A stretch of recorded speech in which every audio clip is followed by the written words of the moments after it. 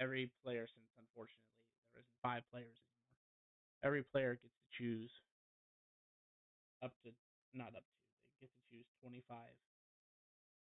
character. They get to create 25 basic, like, the part I haven't decided is what level it's going to be yet. But basic units that they can get some a little customization on. But basically, the characters are going to fall into I think it's 4 or 5 categories. It's going to be fighter, support, mage, or uh, so fighter, healer, mage, and then support, artillery. And basically, the reason why it's being split that way is because we're going to basically use a similar system to swarm mechanics that they kind of outline in Kingdoms and Warfare. And basically, depending on how many people you choose, so say you do the balance thing, you choose 5 of each, right? If you choose 5 fighters, you only have to move one fighter token on the battlefield screen, but that Okay. token is going to have the combined stats of those 5 characters. And I'll even get Okay. and I'll even give it because I want to say maybe at your guys' level, I would say if you're commanding an army, they'll have maybe some magic items. So say they all 5 have 5 different magic items. I'll create those 5 magic items as 5 different types of actions that token can take, and then we'll have a generalized average of since this was supposed to be done at level 12, then they'll have the equivalent of actions to whatever the main creature of that unit is. So fighters probably will cover the front lines or paladins. So at level 12, they generally have 2 extra attacks, or yeah, 3 attacks total. I believe because it's extra attack, and an extra attack from 11th, I think. For a fighter, I believe yes. But if they choose paladins, they'll lose some ground because paladins only get 1 extra attack. But they also gain access to the paladin's capabilities, and it'll be a little bit enhanced. So that's the part I need to figure out is like how much like level gear that I'm going to allow a basic unit to have, and then how those features get incorporated. Like if you decide to choose 2 paladins and 3 fighters, how does that change the dynamic? So that's the last part I need to figure out. So I've got a long weekend to think about that and actually flesh it out, and then probably Monday I'll introduce it. Yep.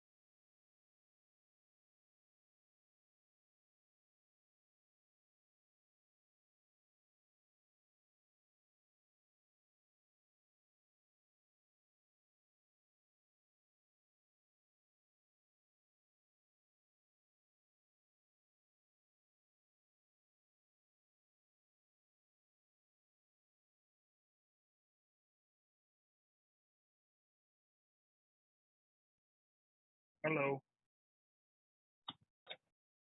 Hello.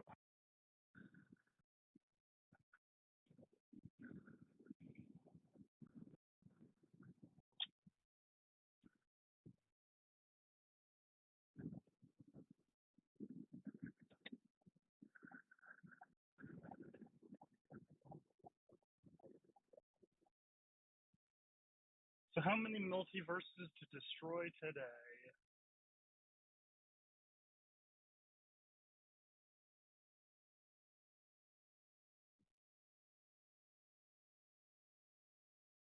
That is a question.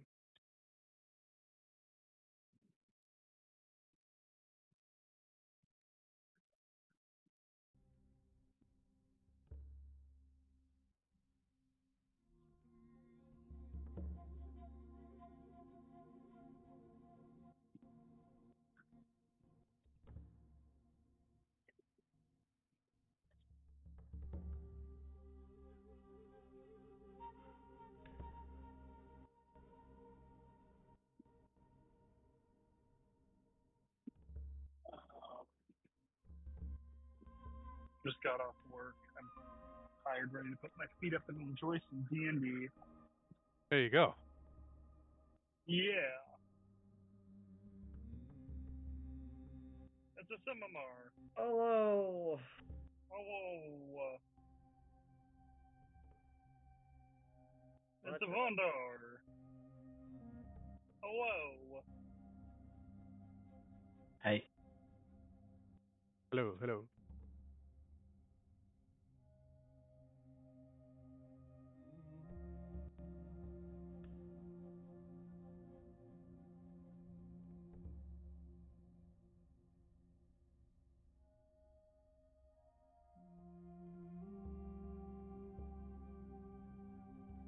So good news. My real estate schemes are working pretty well. I just got approved for a loan of 175,000, so I can go and get a cheap small home by the school that I go to. So this month, since I'm starting classes and I will be moving, is going to be pretty busy for me. But it shouldn't interfere with the game. Okay, well, congratulations. Yeah. Congratulations.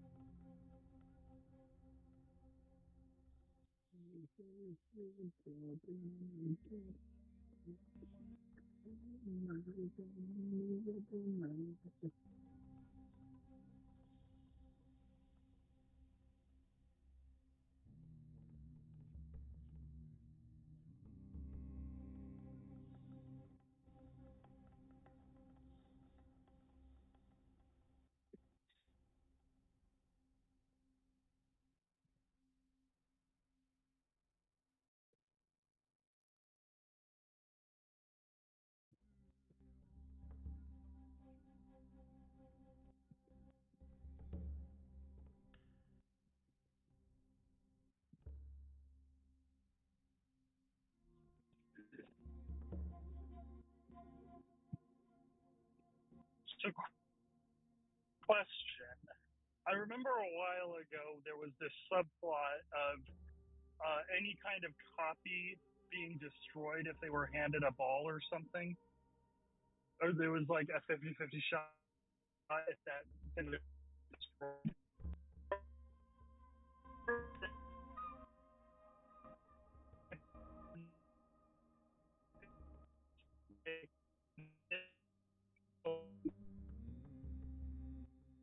Did Bastille robot everybody or just me? Oh yes. No, Yeah. she 100%. roboted.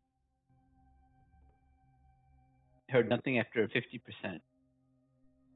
Yeah. Sounds like Bastille wants to go Thanos on us.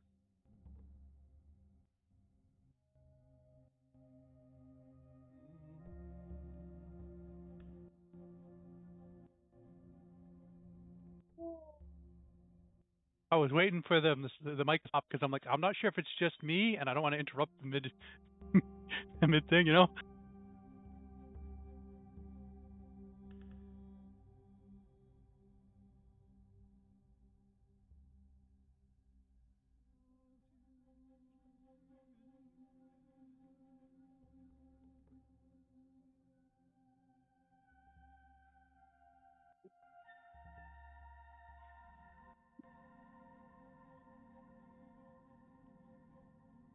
Oh no, Sounds good so far. cool. I was asking if simulacrum and simulacrum adjacent were legal.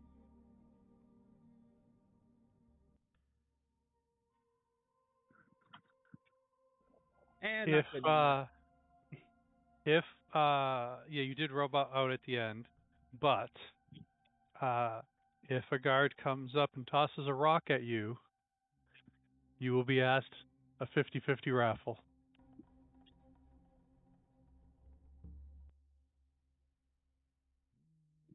Doing that.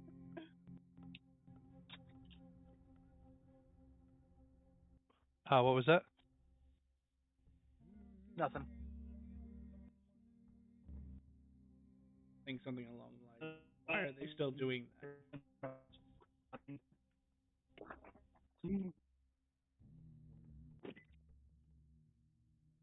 Are they illegal? Well, Czar had to do it in Also, the why are they dwarven doing place. So you asked why? it? I remember. Yeah. I don't know. Fair enough.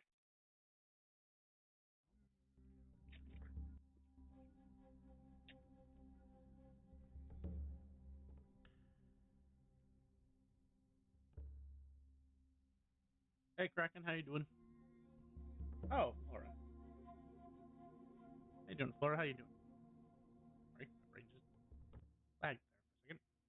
I could guess why, but I don't particularly know why. And I'm a big culprit of the simulacrum, so I never asked Jet why, because I haven't found out in game why. Hey, Flora, thank you for the follow. I truly appreciate it.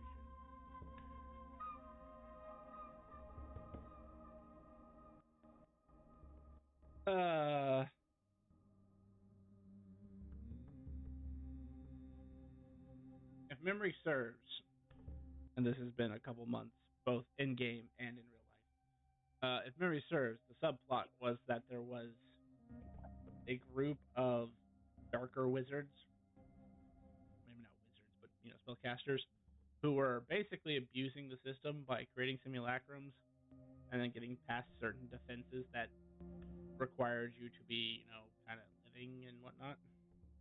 And so the guards were trying to find ways to make that less problematic.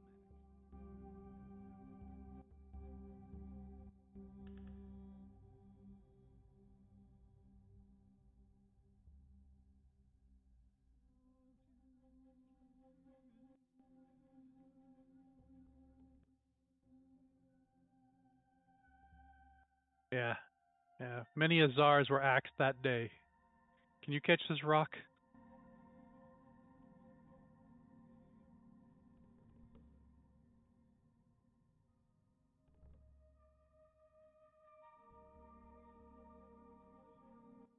So, it looks like everyone's here.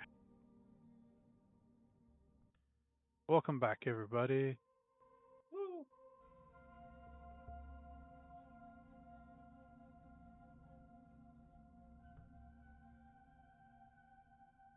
Getting rid of an alert.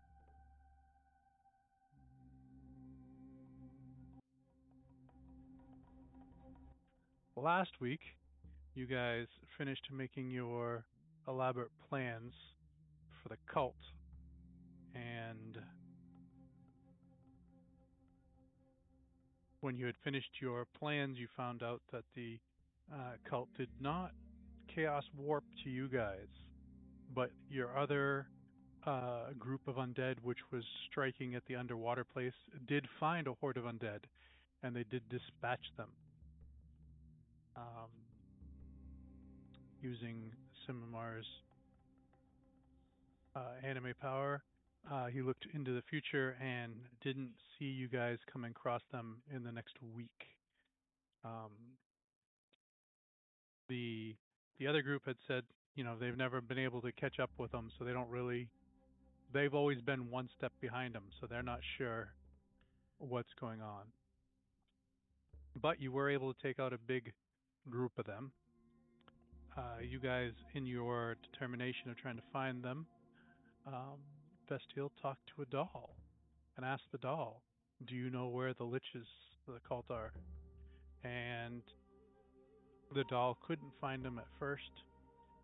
Did a couple things and was able to uh, summon forth 15 phylactery jars. With the aid of Vondar, you guys determined which ones were Dracoliches and which ones were not. The Dracoliches were taken, and you guys, I think, cracked the other ones, destroyed the other ones.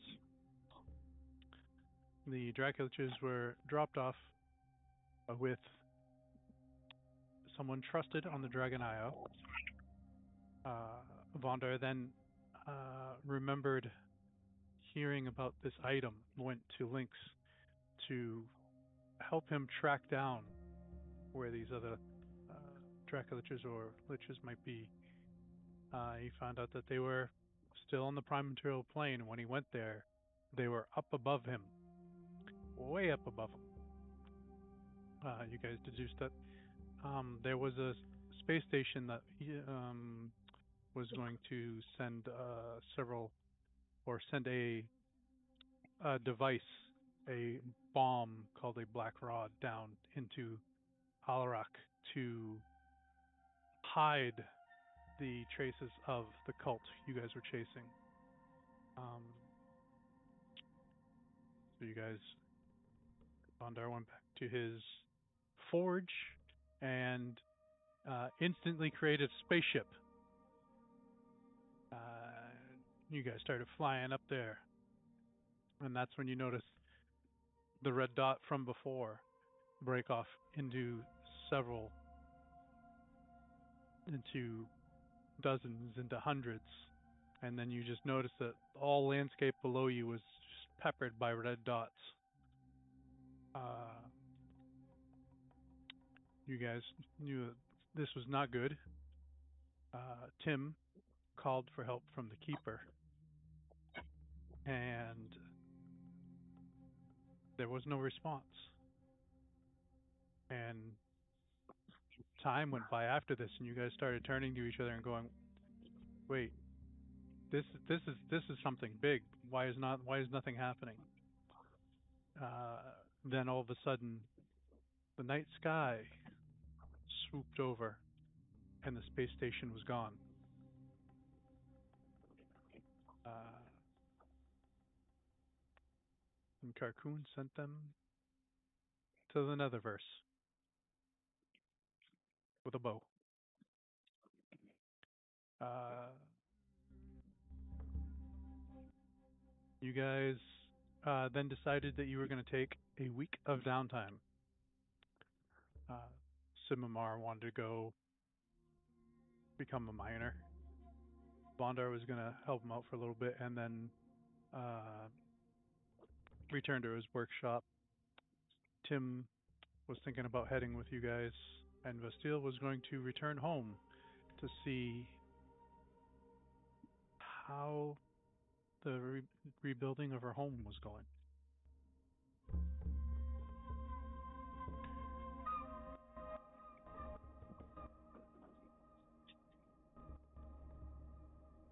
Correct.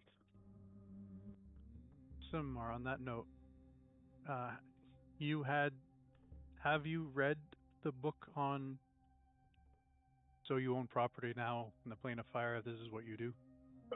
Or you were planning on reading that on this time?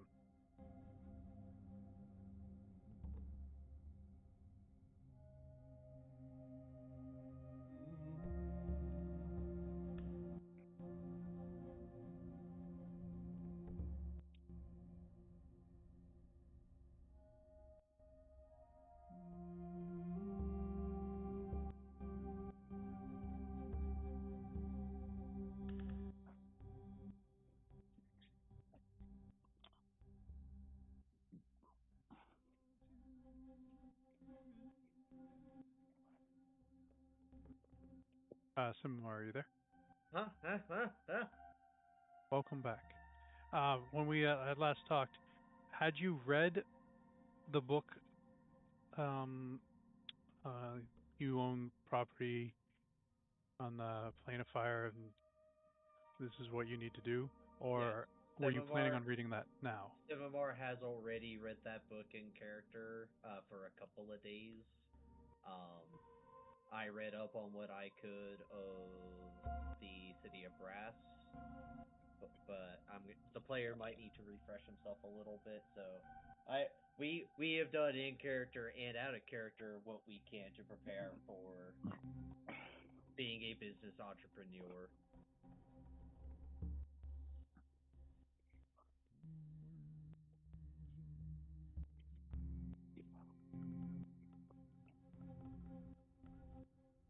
So pretty much from that, um, it looks like if you want workers, you're supposed to get them from the city of Brass. Uh, you have to pay a small percentage on what they cost to the Sultan. You have to pay a small percentage on what they produce, what you sell. Um, if you uh, sell it in the city of Brass, it's a small portion. If you sell it off the plane of fire, it is a big, Right, it's a big big export cut. tax. Yes. Um,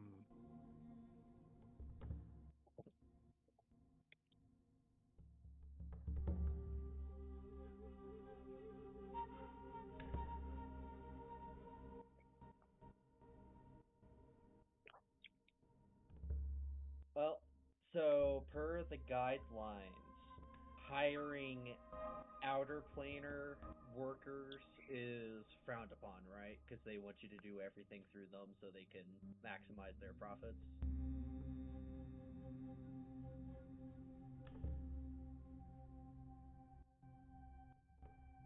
Because with ideally, with reading, um, you do know that you can. Like it doesn't say that you can't, but whatever you pay your workers, you have to pay the Sultan twice that. wow.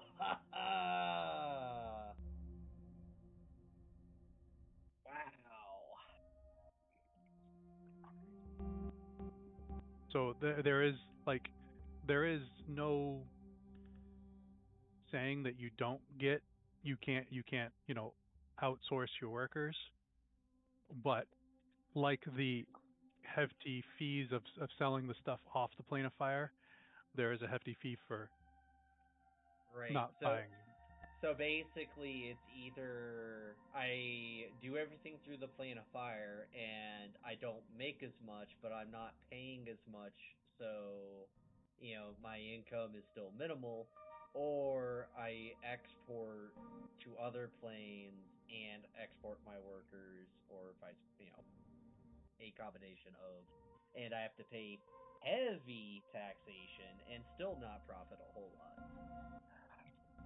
Why don't we go to the elemental plane of fire? I buy whatever you're selling, and then I go sell it on the material plane.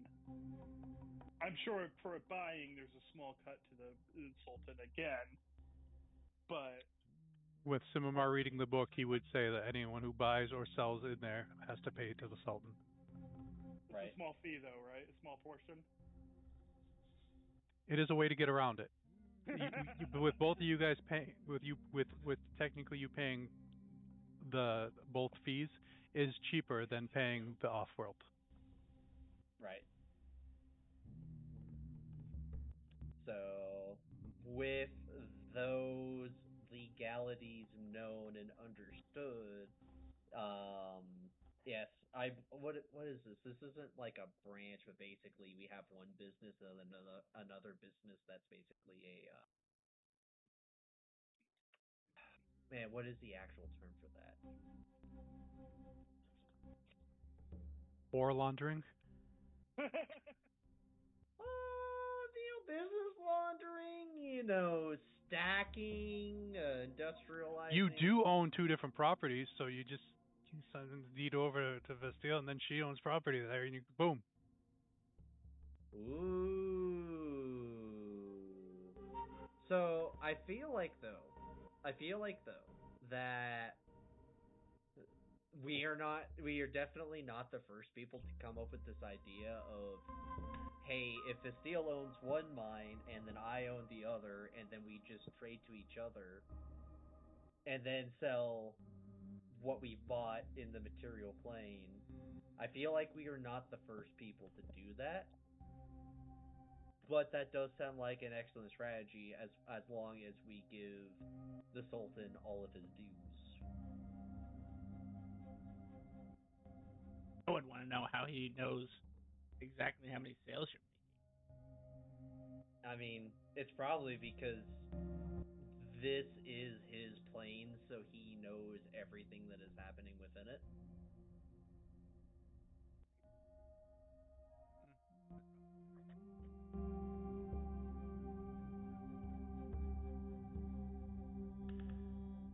Is the Sultan a divine or?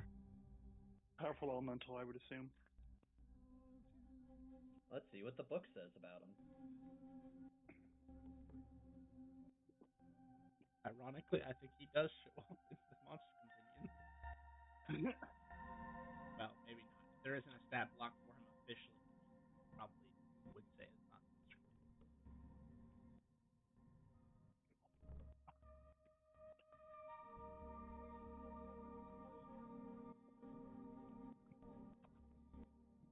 Sultan Marak al Sadin al Kharik Ben Lazen is the all supreme ruler of the Afritis.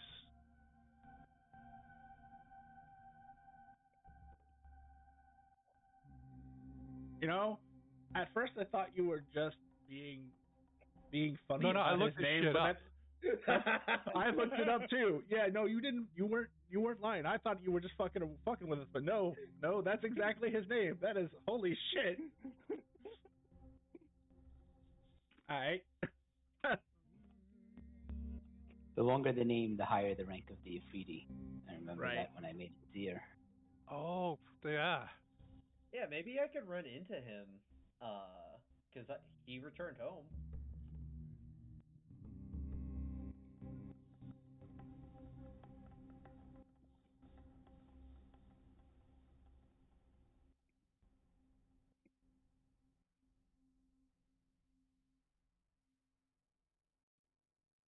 So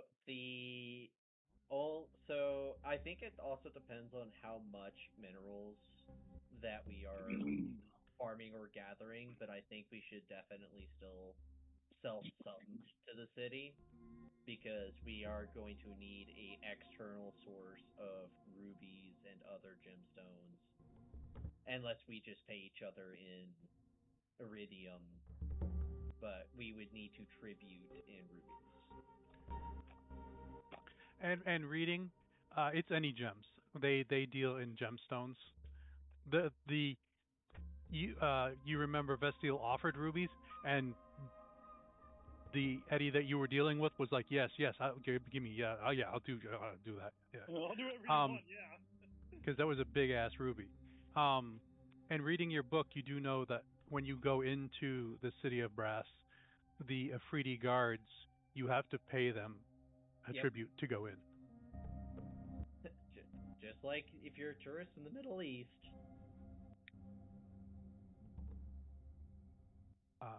And you would know that there is a strict curfew when it is labeled nighttime. You are not to be in the streets.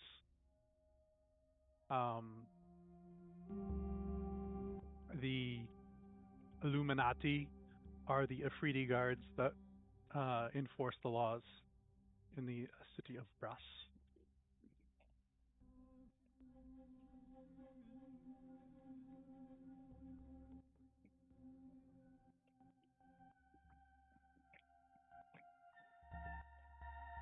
Oh.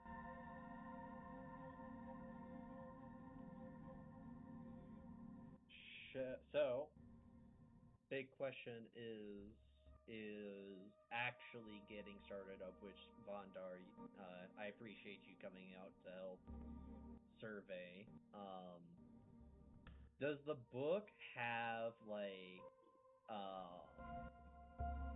a guide to what investments or businesses is kind of recommended to start? Like, are we, like, do we want to make like lava fields and like cut off the flow to quote unquote grow like lava crystals that they found under or near, the fort where the moat used to be? Or do we just want to do like a traditional sort of like mine? Uh, as far as the book, you get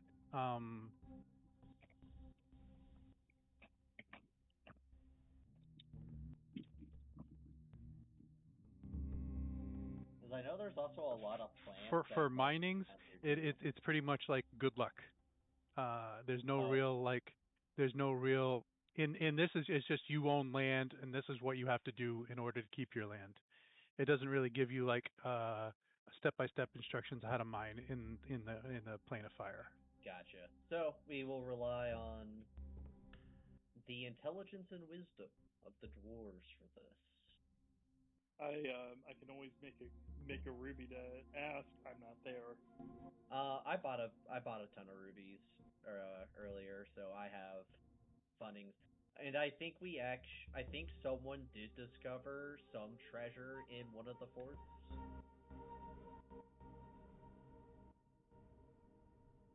but that was a while ago. I gave there was some gems that you were given a long time ago when Vondar was excavating the uh, the second Yeah. floor. So And then Vondar did find some other stuff in the last, downtime. So I think ideally, because we can multitask, we can do a mine on each property, and in the perimeter, we can try to do The plant farms.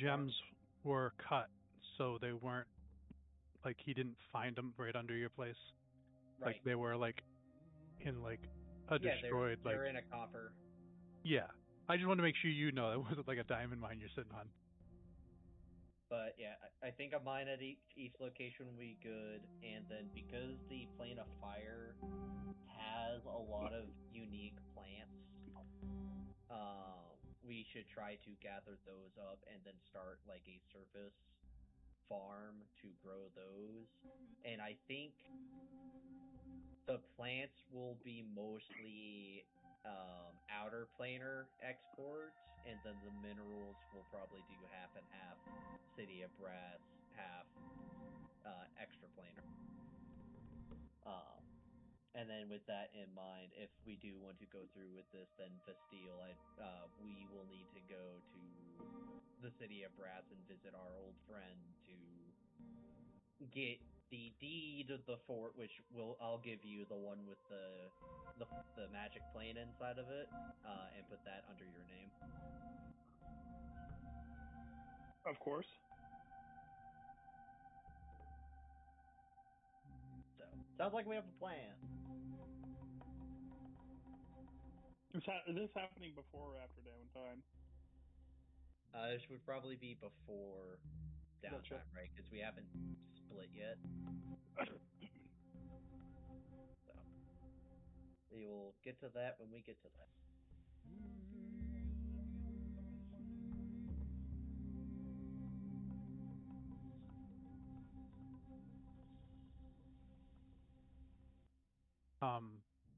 Vondar, how long were you planning on staying with Sumamar?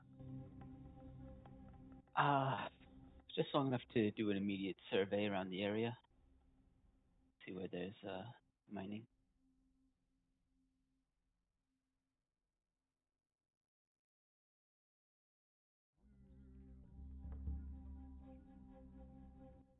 And Tim?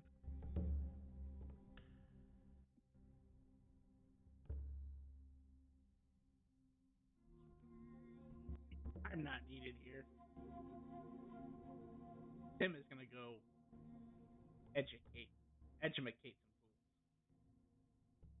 At the school. Neat. Have fun. Tell them I said hi. What? Bastille said you're fired? Got it. He knows what I mean.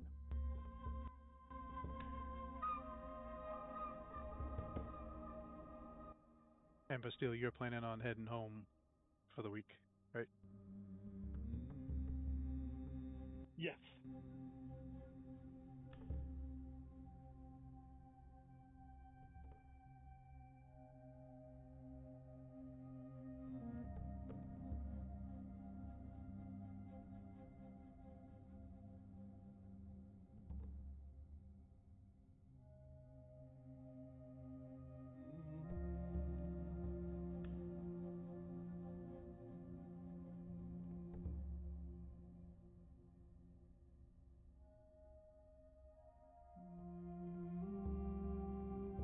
Um, so we'll start off with Bastille. How do you choose to get home? In this case, plane shift will do just fine. Off of the Ore.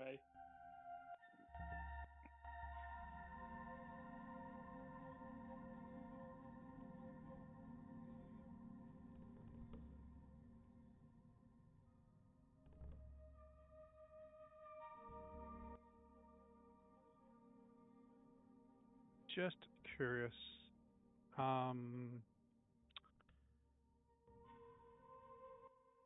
Odd or even, Bastille, and then roll a d100.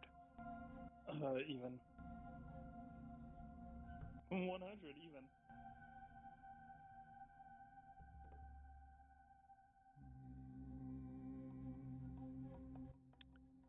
Is your destination inside your home, outside your home? It's inside my bedroom.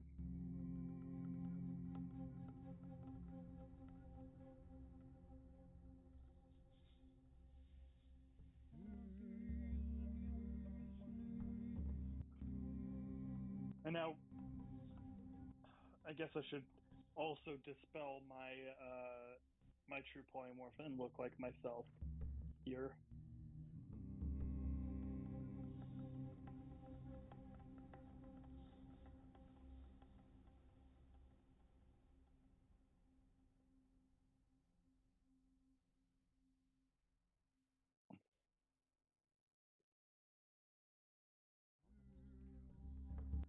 All right. You were in your room.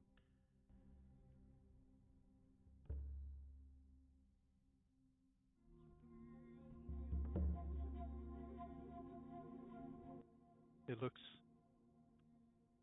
uh, neat, tidy. A couple of things aren't where you left them. Looks like someone's been using your stuff. Do I find a pile of snow or water on the ground? No, you do not. Understood. I'm gonna start walking through the mansion.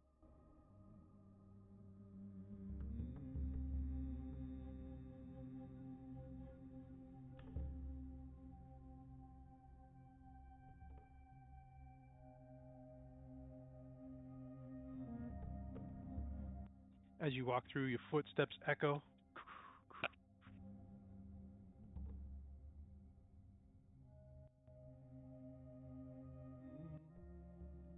Um, with your passive's pretty high, right? Perception. Yeah, it is.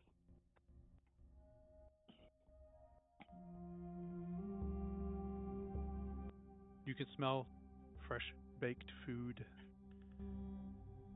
coming from the kitchen area, and you hear motion downstairs. Okay, I'll go downstairs. Walk until I encounter a servant or a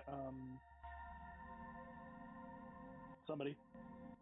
As you're going down the stairs, a servant's coming up with fresh linen. Stops, looks at you, looks back down the stairs, looks at you, and it's like, weren't you just downstairs? Don't worry about it. Continue. And I wait for through. Okay. And she goes around.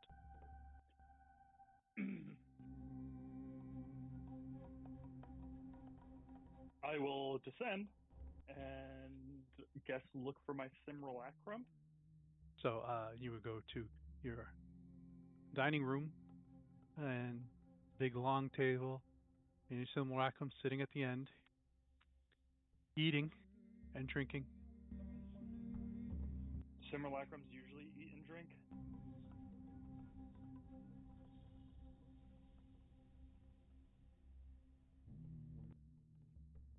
They're not required to.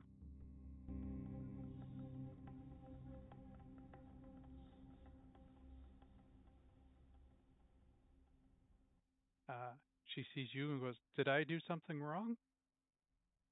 No, I'm just checking up on things. And I'm going to pull her aside and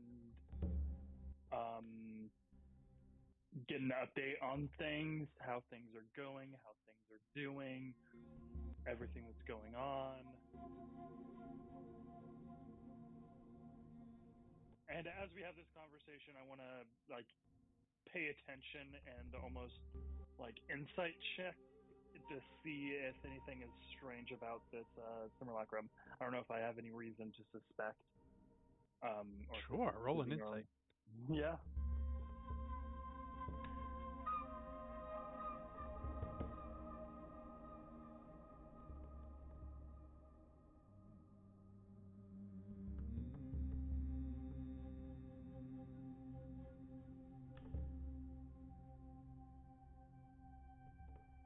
Goodness.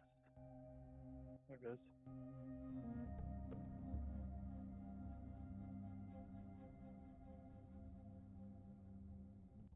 Everything seems above board.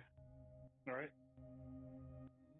So, from my knowledge, how much of the town business, you didn't know any of the town, you knew the family business, right? I have spent a considerable amount of time trying to be the lady for the estate and for its holdings.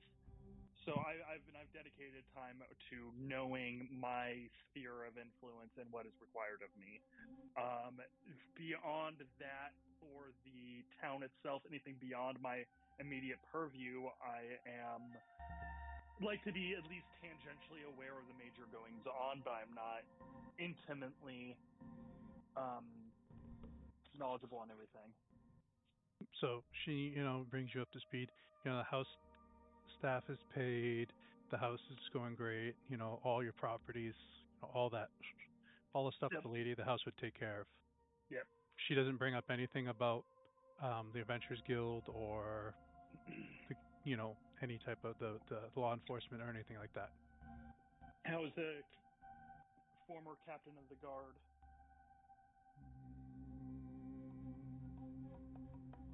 Has he been behaving himself?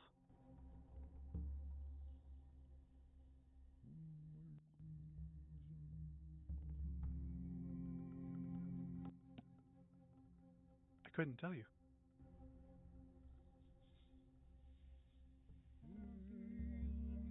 Is he no longer around? He is no longer around. Got you. All right. All right. Yeah. I don't know that this will take a week.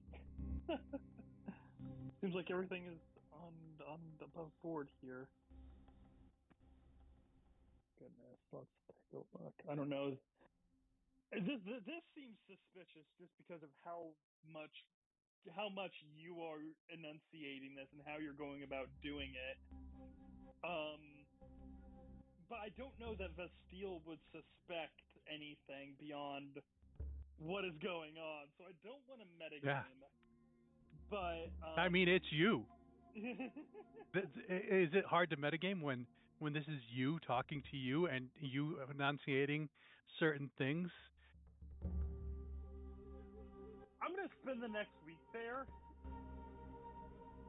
Let the Sane World Lacrum take a vacation, and I know everything she knows,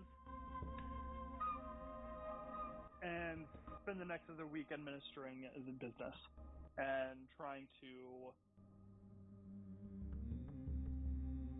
I guess, make sure that everything is being run efficiently and maximizing income of my holdings. The hell would a maximizing holdings of income fucking roll? What role would you like for that?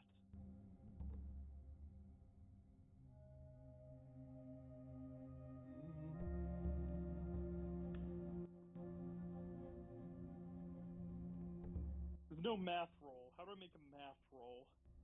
Pure intelligence check? I think we would go with uh, 2 investigations, 2 straight intelligence, and 2 charisma skill checks of your choice. Okay.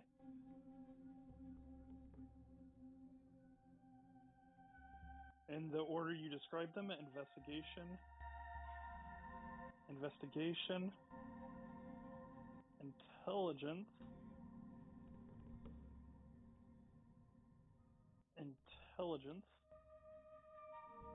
and finally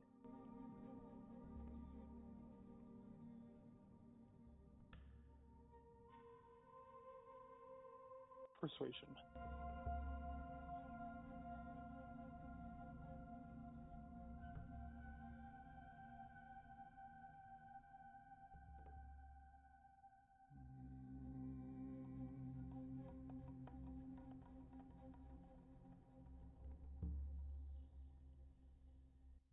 I got those. And, your house is tip top. Boom, boom, boom. As you're doing that first couple of days, I'm going to cut over to the other side of the group, and we'll come back to you with what these roles do. Okay.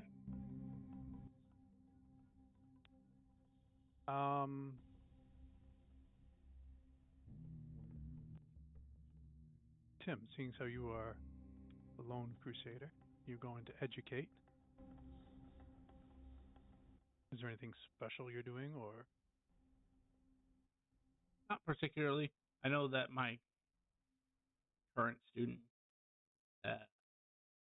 may not have the full breadth of intelligence she needs to subclass into a missile mage. So my week would probably be spent tutoring her and any other student that seems to show up and show interest. And maybe. Well, you have a half a dozen. Are you only teaching magic missile things, or are you teaching wizard things as well? I specialize in magic missiles. That is what I do. Though, if a student asked about black magic specifically, he would not be opposed to teaching them about black magic. I'm more worried. I'm more questioning the basics of being a wizard. Or is that handled by only by other teachers? Other teachers. Okay. Yeah. So Tim would probably be teaching you your more advanced courses, and then his tutoring for specific people who want to be magic missile mages would be more centered around getting started, how you approach that, what the fine art of it is. But like I said, he's also subclass. He's also multi-classed into a black mage, so technically he could also teach black mages. Okay, that answers my question. Thank you. He's not going to teach people to only stab, but he will teach them to heavily rely on magic missile.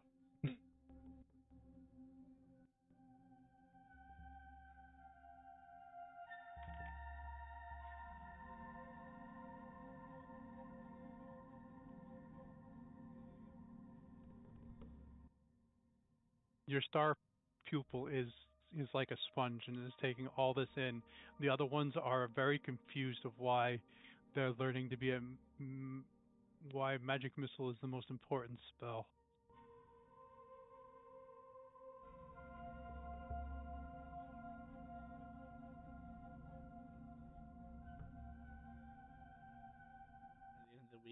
don't seem to get it, he will recommend that they take a different course.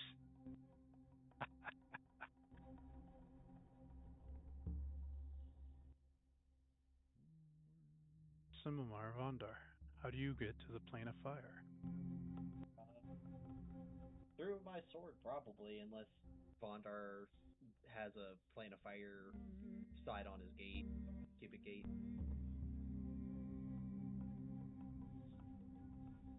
No. Sorry. Which, honestly, I should go shopping to get myself a cubic gate that is keyed to the plane of fire. So, can I put up a request for one of those at the Adventurers Guild?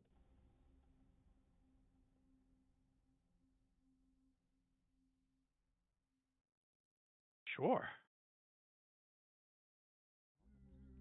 But otherwise, I'll be using the sword.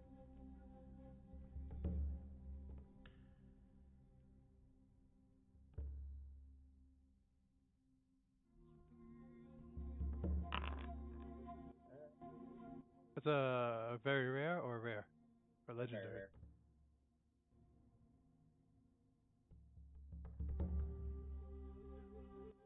So they don't have one just yet, but I did roll. Okay. All right. Where is your destination? Where's your target point? Target point is the fort that we have that is not the one with the plane on it, the one that we Roger. acquired from that Yep. other person. Yeah. Oh, we are off target somewhere. Let's see. But how off target are we? Yeah, we're mishap.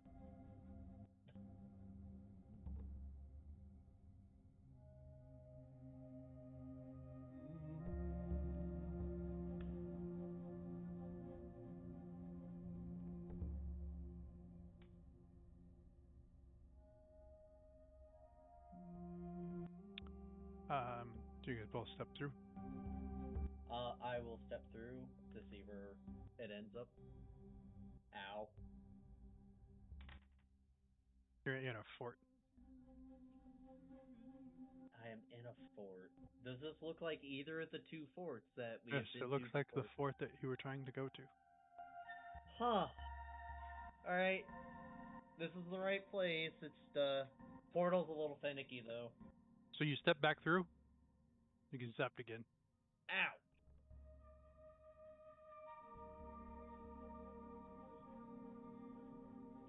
Bondar, as he says, it's the right place. You can see like sparks like flying off of him. Yeah, I'll follow. So you will zapped for 20 points of force damage as you walk through.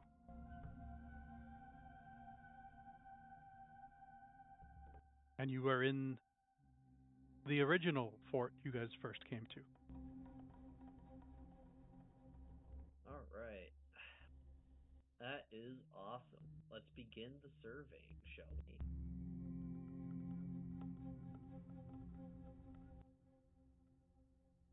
Vondar. Can you roll a stone? Is there a stone roll? Is that like intelligence or wisdom?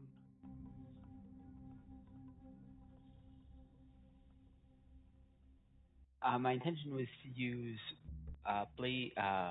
metal singing to try and co-locate deposit. So would that be performance?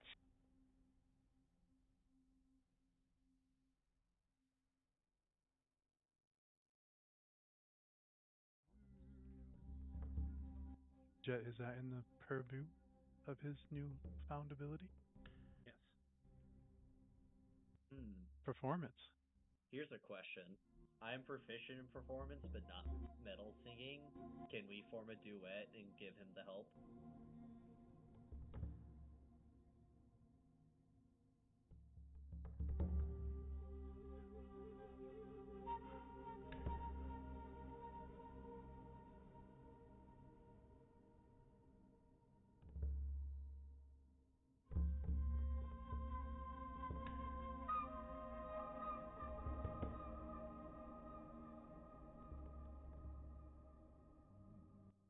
this is your skill. Is that okay to do?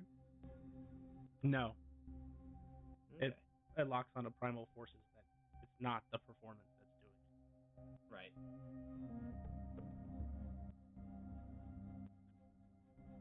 $44.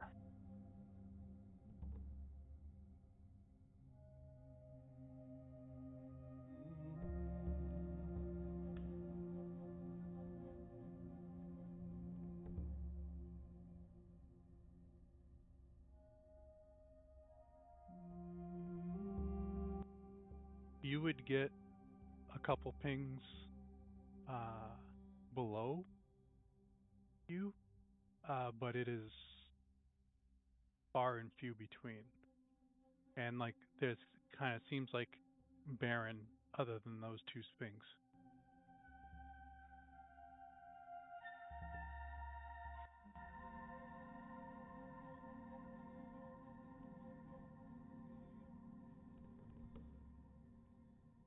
I'll report those locations to Simamar, and are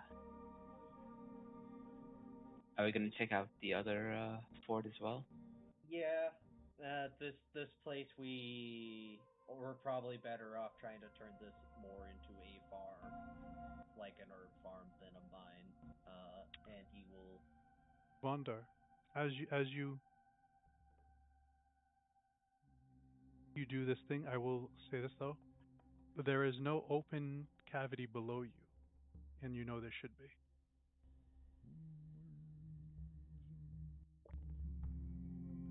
Why would there be an open cavity beneath us? This is the place where you guys cleaned out, right? No. The beholder's place. You cleaned out the. This is where you found the diamonds.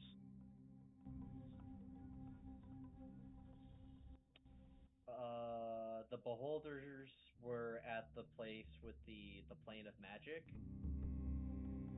This is the place where it was the Lord who was beaten to death by a fire giant child. Okay. Yes, my mistake then. But it was still the same as those the two places. So, sorry. Continue on.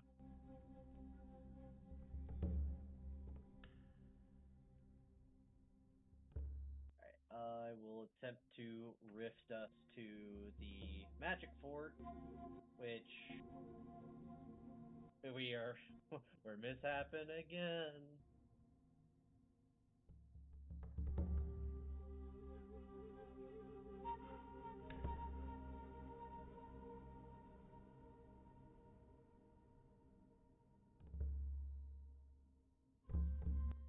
As you open a portal, 15 feet to your right, you see a portal, Simamar. Ha, that's not right.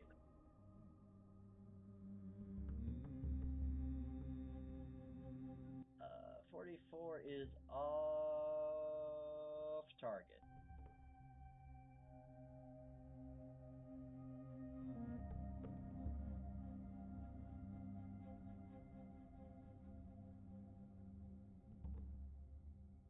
Yeah, I really need to get a map of this place and actually figure out where these forts are located in the plane of fire.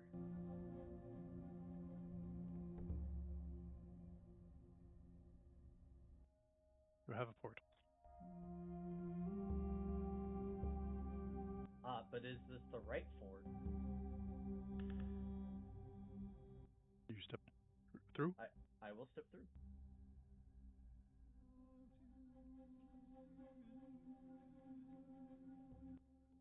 Simamar. High, low, odd, or even. Roll D100. So High even. two choices. All right. High even. As you step through, you are being carried away from your portal as you are stepping on a stone which is floating in a river of lava. Huh. I look back at the rift and shout, Vondar, this is the wrong destination.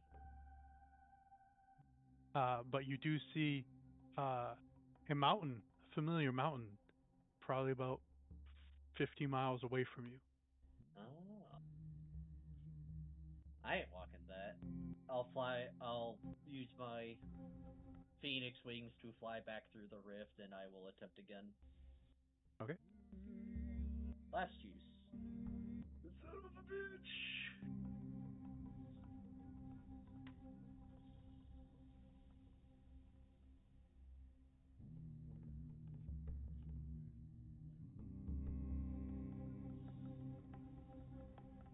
This is why I need a more consistent means of planar travel. Or teleportation. 15 feet to the other side of you, there's another portal.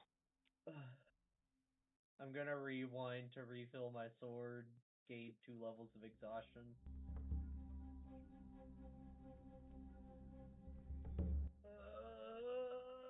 Please work! Woo!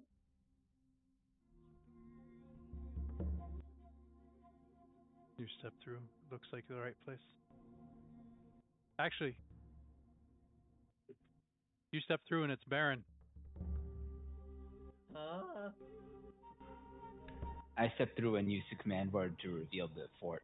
Oh, right. And you're just outside of it. That's right. I keep forgetting that we have that set up. Samar will remember the command word that Vondar just spoke. Vondar, you're outside the fort. You look over to your left where you and Zar spent a while digging.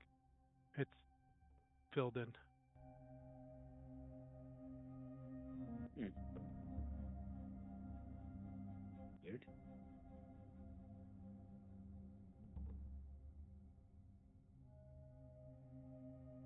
Does it look like?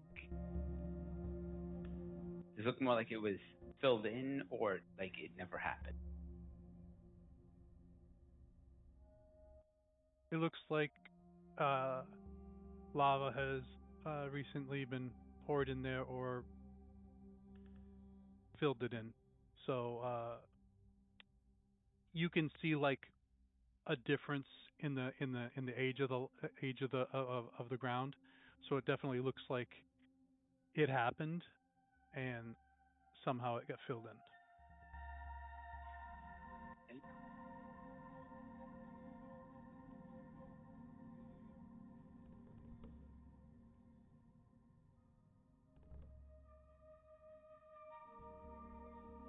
And the hole is outside the radius of the illusions, right?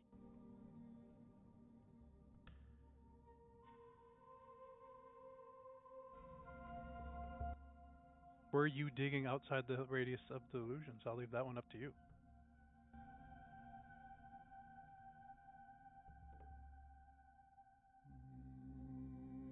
I guess we were. And yes, it is outside the radius of the illusions and it is filled in.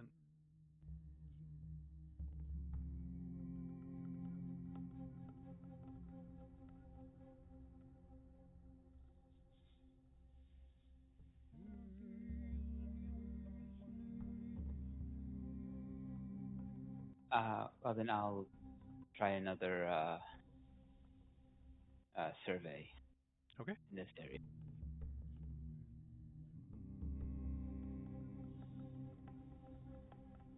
Can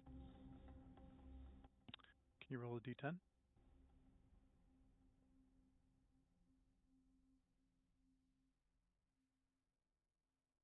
Three.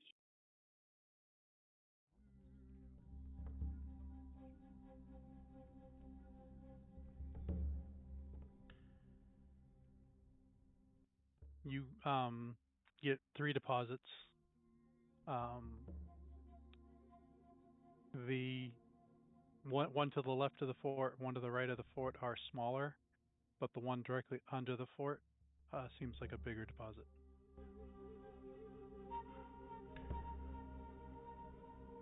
All right, I'll write down the locations, estimating the depth and everything. Give them Simimar, and then I'll probably just head to the plane of air. The depths were less than 15 feet. So here's a question.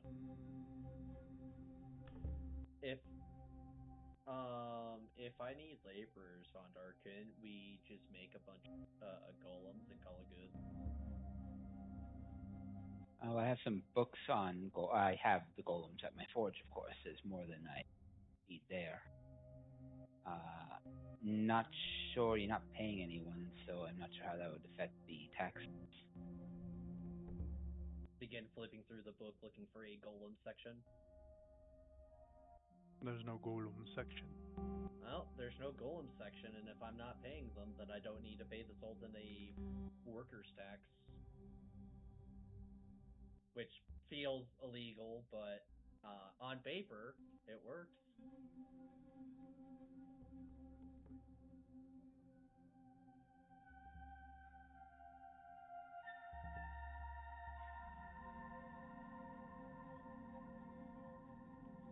Then I don't have to worry about people stealing, breaking into the plane, food. Give them a nice room that they can cool off and recharge in if they recharge. I don't know much about golems. I have 11 glass golems and 6 gold fist living iron statues. I'm a little worried that the glass ones will turn to liquid in the plane of fire.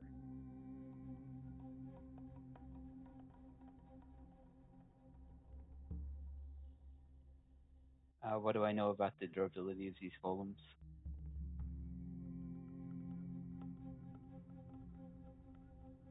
The last time you brought the golems to the plane of fire, you had to do a little work on them when you got back home. Alright.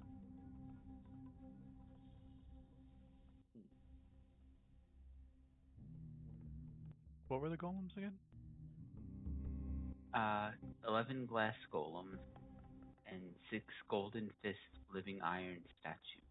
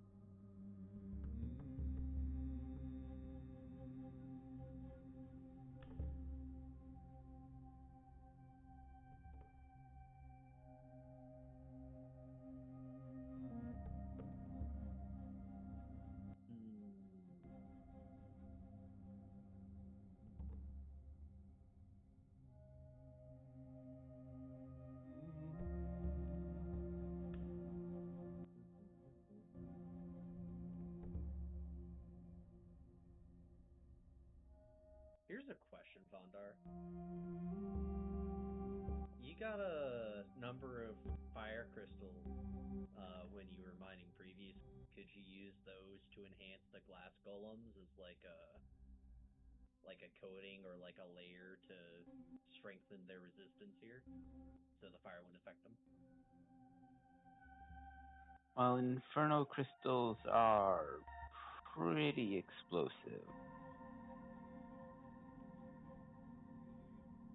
Wouldn't be my first choice for durability. Fair.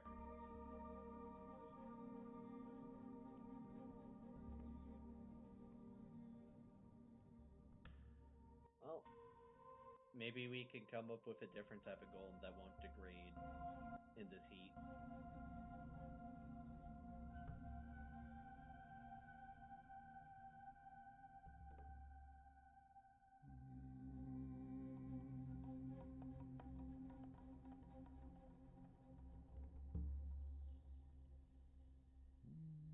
But of course, you also have your own training that you're doing, so I don't want to take up too much of your time. And that's fine. I'm not doing my singing stuff right now. I have manuals to create golems like clay, flesh, iron, stone, exotic, and lesser, but those take a while. to make.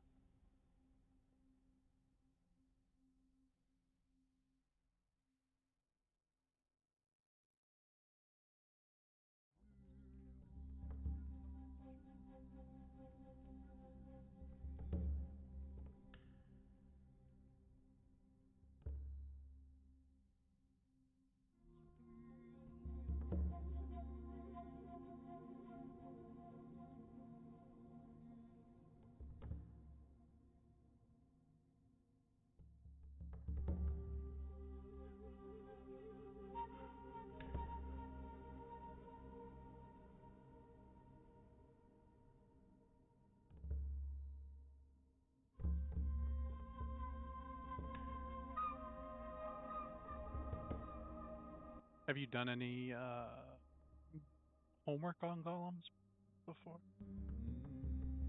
Not really. I think I spent a little bit of time studying one, but let's see.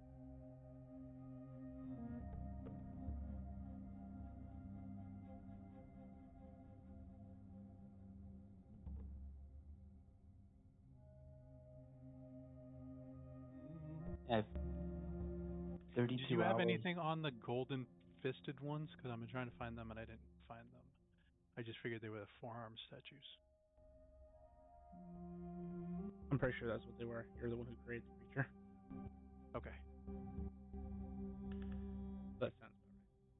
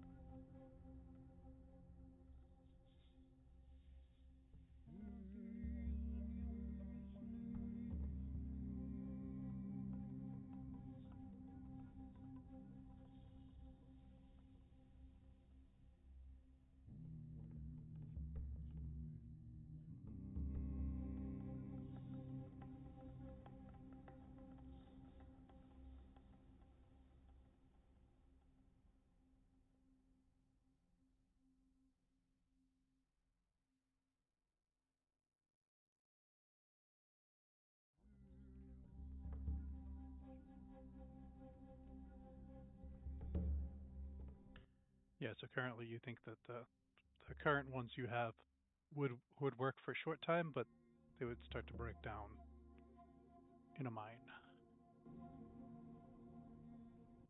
Well, in the plane of fire, that is.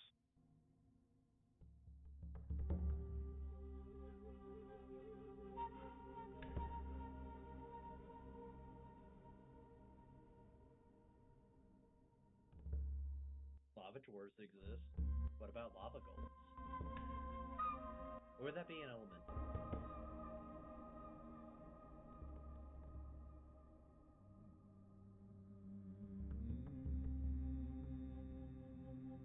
Well, either way, I don't know how to make them, so.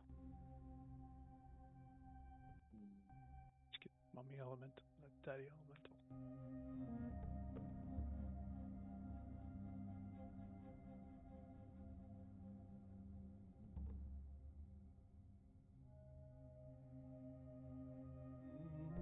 Well, I'm gonna do some exploring then in the Black City and plan a fire, see if I can't find anything out, and get some paperwork in order.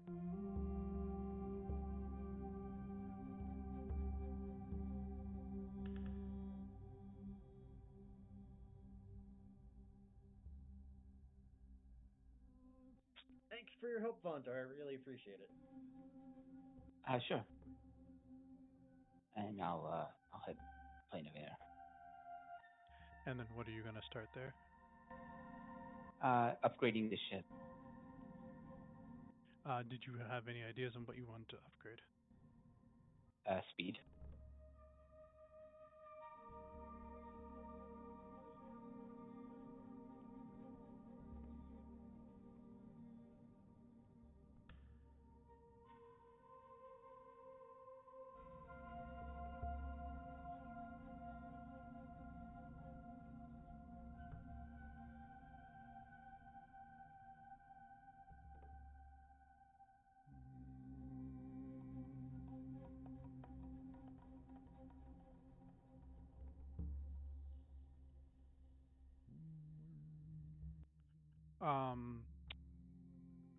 What are you like?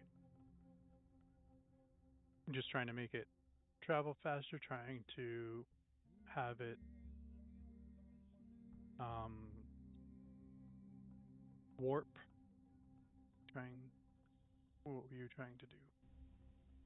Well, the listed speed is 8 miles an hour, which I think most people can run faster than.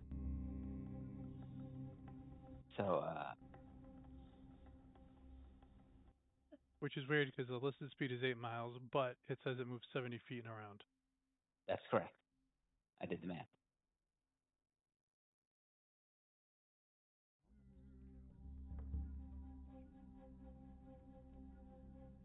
It is slow, yes. So you're just trying to increase that. Yeah.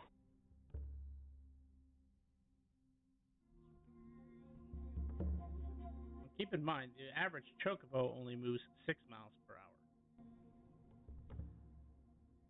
So you're faster than a chocobo. Not the chocobos we have. I didn't say those were normal chocobos, did I? You want to roll 10 Tinker's rolls for this week, or is it tinkering, or would this be blacksmithing? Because I think it's Mechanical, I think, would be more Tinker's tools.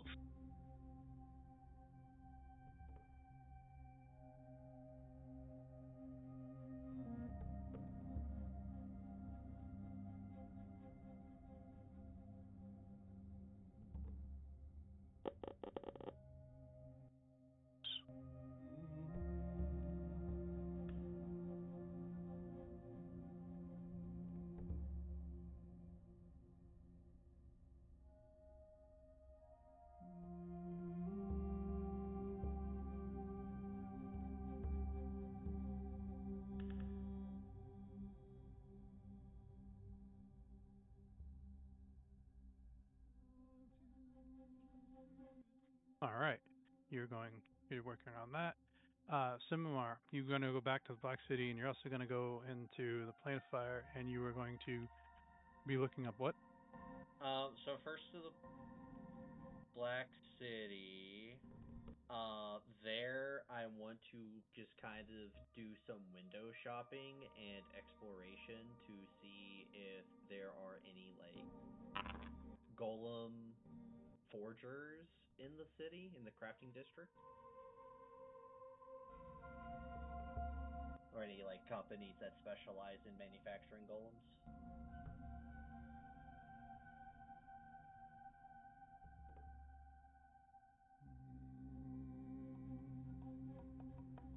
Which honestly, probably going to the dwarven capital would be better for this, but here we are.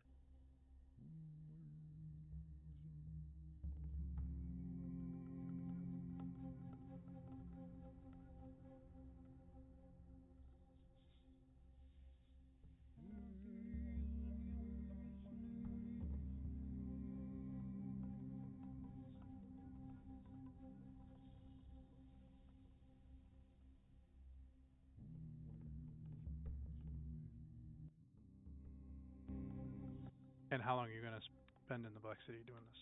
Mm, give it a day. Depending on results, um, might we'll dive deeper and spend more days. On the first day, you don't find any. Okay. Then I think with that he would give up and try the dwarven capital.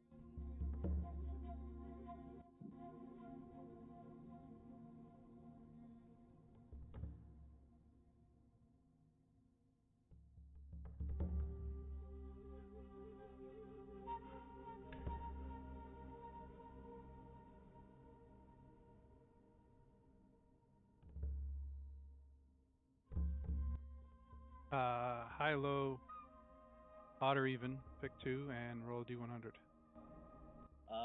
Highly even. It's high.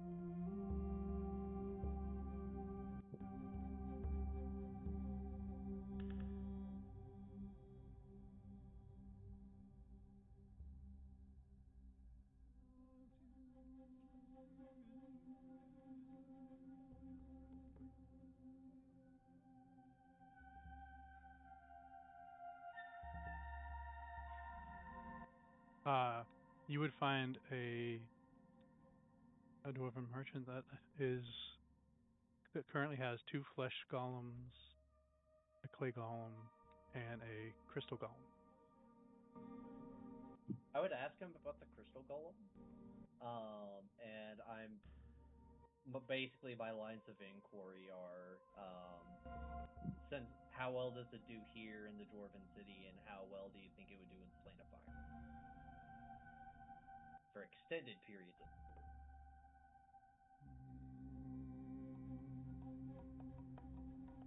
It is constantly breaking down here, so it probably wouldn't do much better in the plane of fire. Yeah, that's what I was worried about. I would And try those to two melt. I bet. So out of curiosity, so did you make these golems or did you acquire them through your connections?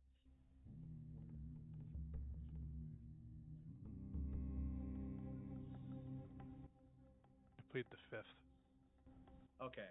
Well, I was curious to see if you've ever tried making like fire retardant golems or using, materials to make golems immune to fire. Is that a possibility?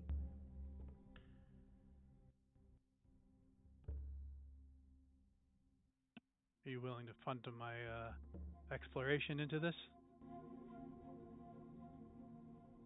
Uh, I'm always looking for a new backer.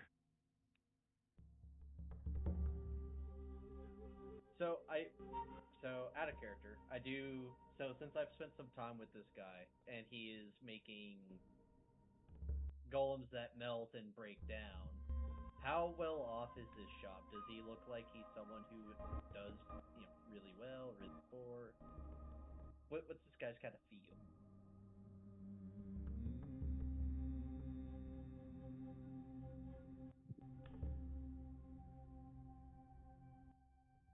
He's not, rolling in it, but he's making ends meet. Right, he's middle grounds. And so, over the course of a conversation, can I roll an insight to kind of gauge his drive, his motivation to push the envelope of the golem craft? He's willing to push it as far as you're willing to pay him. Uh, I don't actually know. Golems are not cheap, and golems are not fast.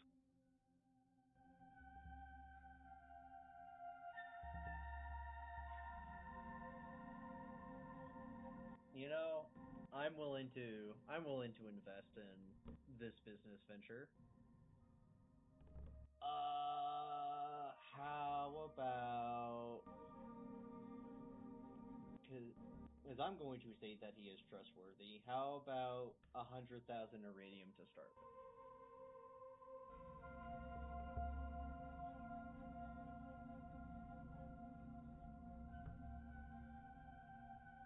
I think that's reasonable, right? Or I took a look at a goal or goal car. I mean,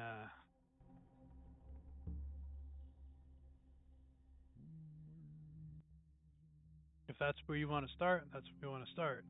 Oh, so that's the cost of an iron golem. Oh. Wow. Yeah, golems are.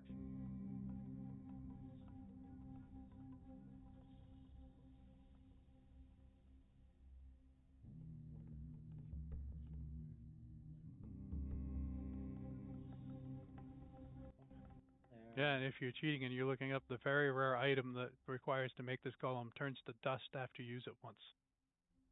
Yeah. Well, we can work with small scale prototypes and stuff like that. You know, making golems out of compatible material.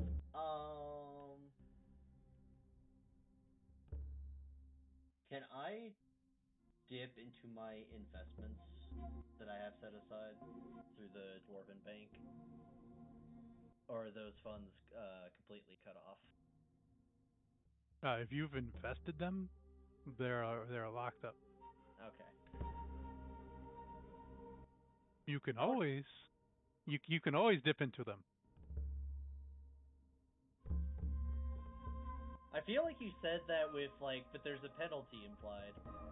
Terms and fees may apply. Yes. Or if you're Grim, you get mind controlled by a mind flayer, but that's a different story for another day. That bank no longer exists. So you think. All right. Well, so looks like I'm taking a trip to the bank, but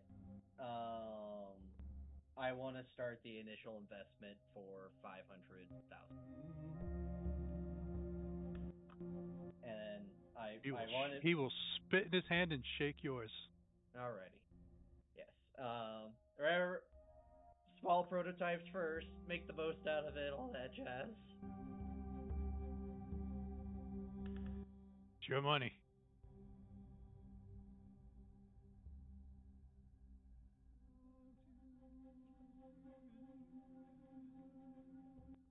We are world building here.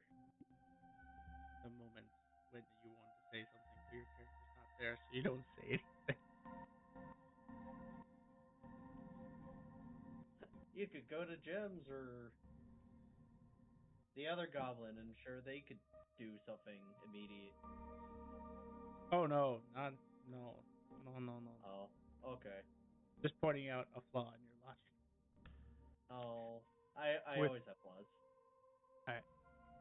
So now, what are your next roles going to be? Because this is not downtime. This is turning into a whole adventure for Simamar. What is your next thing? Going to the bank and actually getting the money. Yeah, you can get it out. There'll be a fee. Okay. How much is the fee? Like 5%?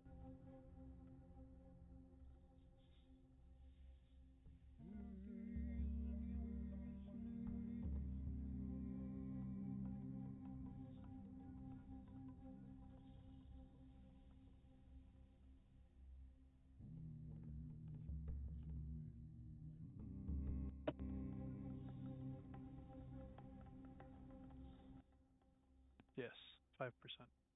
Okay, that's not so bad. I will do what I do in real life and have the fee taken out of the investment fund.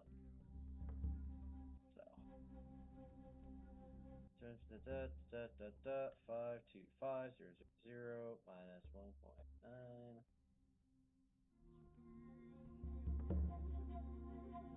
Okay. Well, if you want to check in with the others, I am good for now.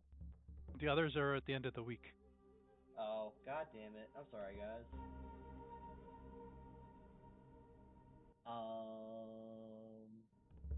To the Dragon Rider Isles now, because I need It's to all good. procure cubic gates.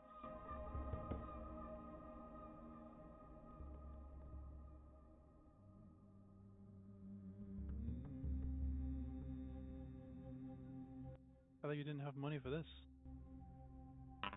I got vouchers. I have 4 very rare vouchers.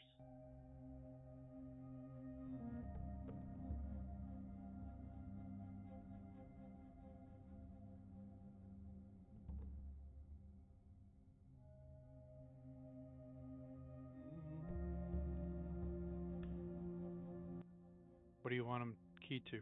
How many cubic gates are you trying to buy? Fuck it, if I can get 2, that'd be awesome. Cubic gates are legendary, not very rare. Oh, I still want 2. I have 2 legendary vouchers.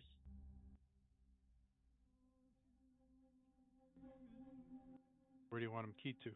Let's see. So we need material and fire.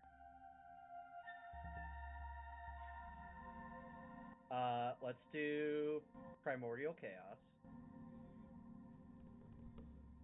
because I like that place. Air for Vondar's Forge. Then 2 others. Mount Celestia for vacation.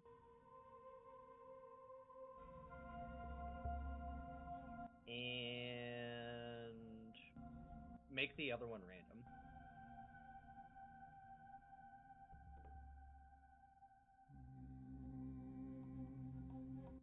Repeat. Do whatever you want for the last phase.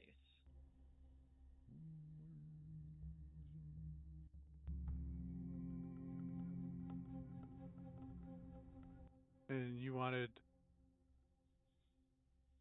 chaos? Chaos for one of them, yep.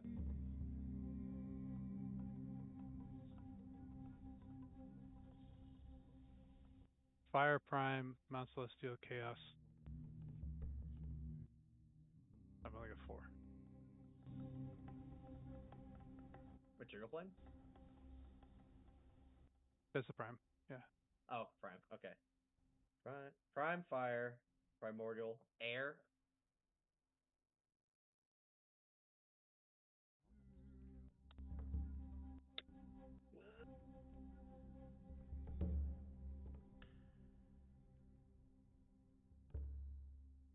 I guess, man, I don't know what the last phase could be because I can't key it to the Dragon Rider Isles, right?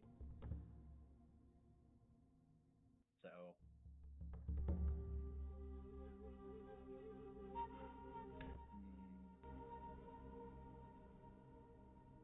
Do we have a chart of plane somewhere, right? In the art section, I believe, world art. Mm-hmm. All right, I'm going to roll a dice. So we have 1, 2, 3, 4,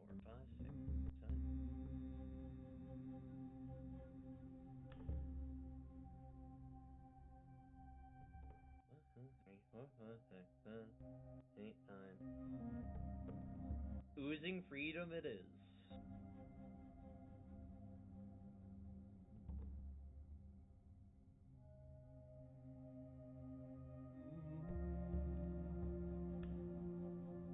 Grim's gonna stab somebody.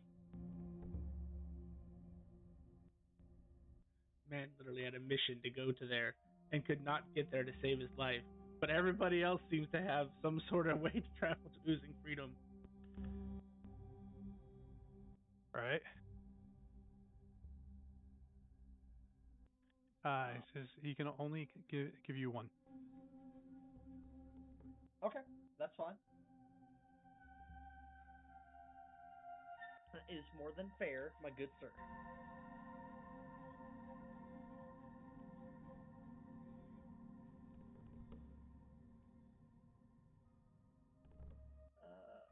And then It's going to be 20,000 extra for keying in certain ones. 20,000 extra. Oh, and I took off the keying of one because you're getting two randoms. Okay, 20,000 extra. We will take it out of my bank account.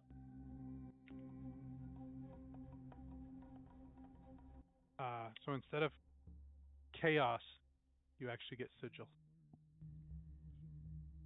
Ooh. I forgot that that was a place that was somewhat important. He just doesn't deal with the elemental plane of chaos. Oh. Yeah, Riven was kind of doing things with Sigil, and the dwarves were kind of doing stuff, and Githyanki were doing stuff there. So, yeah, we should probably kind of start overseeing that project now.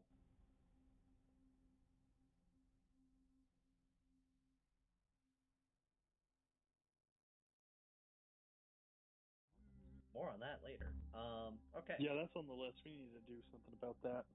Yeah. Okay. To wrap up your week, Simomar. We will wrap up the week by going back to the city of Brass, pay the guards, find like spend the time to find like a gardener store or like a farming store of some kind, because there are plants in the plane of fire, and I would like to buy a bunch of seeds and stuff for farming, and then I'm going to try to cultivate the land outside of formerly some lord's fort before he got smashed by a child. We really need to come up with better naming conventions for these forts. How much do you pay the Afridi guards? Now into my bag. I will give them 250 iridium warfruits. Roll an investigation, and then roll a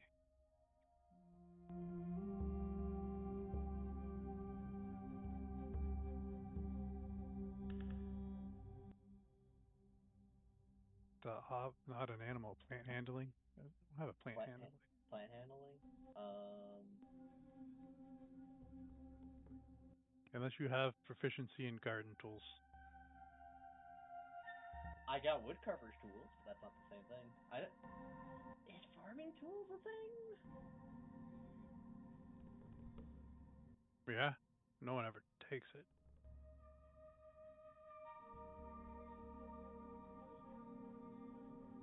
I don't see farming tools.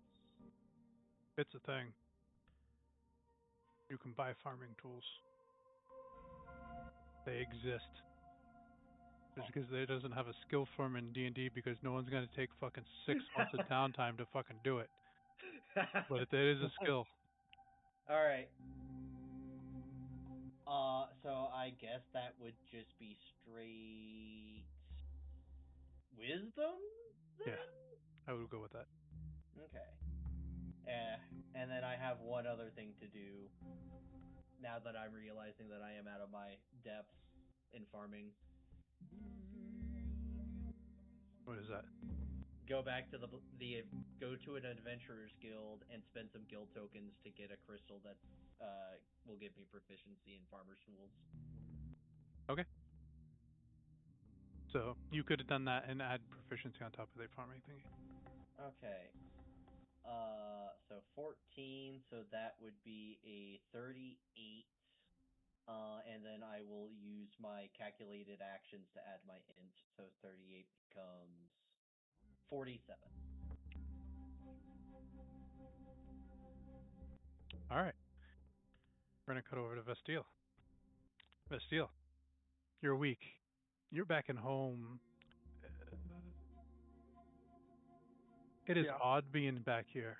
For so long, you Mhm. avoided it like the plague. But your father's not here anymore, so it's not so bad. Mhm.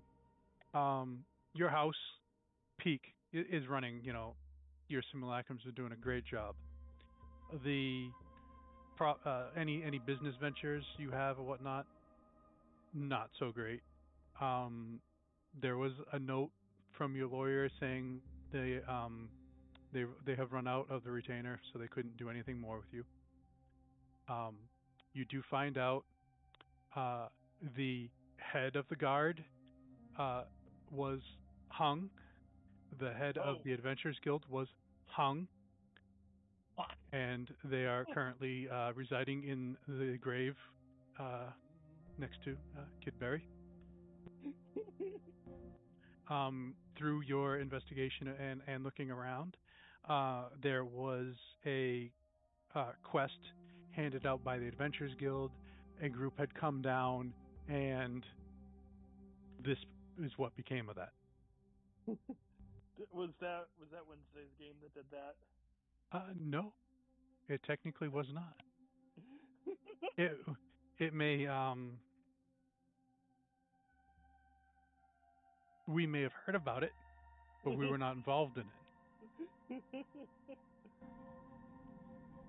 Okay. Your simulacrum has been giving very bad advice to other people in the town, so some of them have been slacking off Okay. and going to pursue things that they would rather do, and not being beholden to having to do certain things. But Gotcha. that is other form, Does it like seem tavern people quitting and stuff like that. Nothing that has really destabilized the place. negligent or malicious? Or incompetent? No, no, it's just she's through your week of just finding out that these were people that were felt like they were tied to behold a certain role, and she's been just telling them you don't have to be beholden to anything. You do what you want. Gotcha. Not that I necessarily disagree.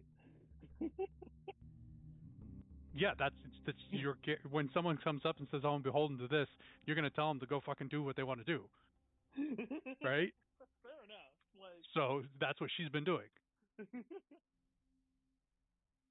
yeah, yeah.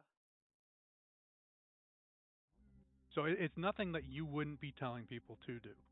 Fair enough. As far as uh, I controlling your simulacrum was thought what would be happen. Right. Well, the week is over. I put the simulacrum back on duty.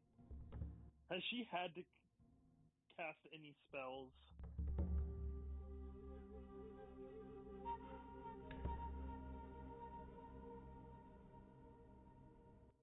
She has not cast any spells. Okay. Yeah, I put her back on duty, and then I go and join the rest of my team and ask them where they all are and what they are doing. All right. As you say that, we're gonna cut over to Vondar, busy working away in his shop to increase the 8-mile-an-hour speed limit of your ship.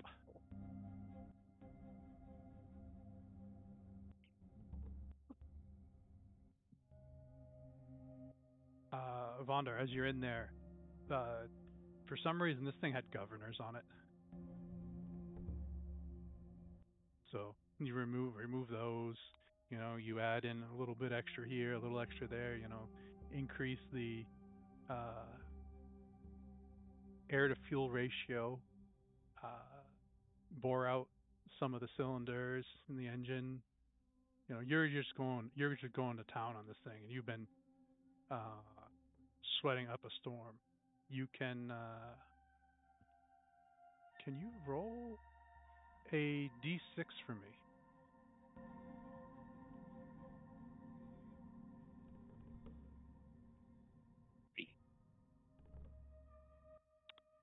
You have increased the speed by 3 times its original.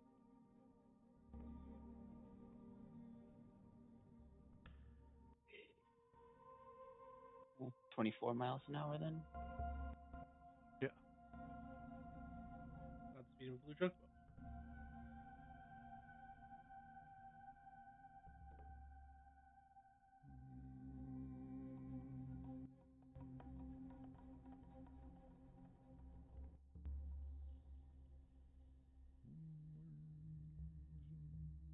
Oh, that's good for now. And it can go to places that the blue chocobos can't go, so.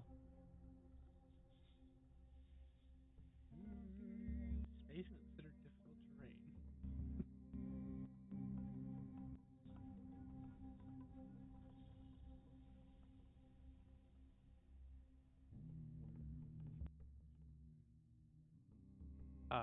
As you wrap up your week, um, Tim, roll a d100, odd or even, or high or low. Just pick one of them. We'll go on.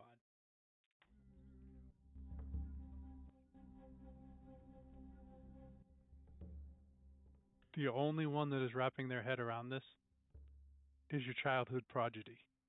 The other ones are just lost. Okay.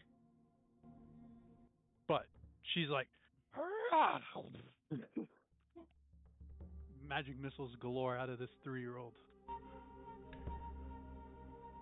That's wise. Tim has a high intelligence stat. That has nothing to do with his wisdom stat.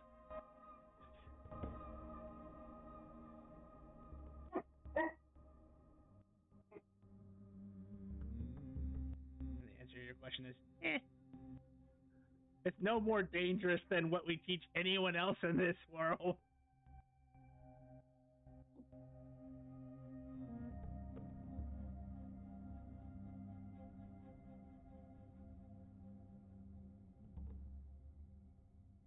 Right.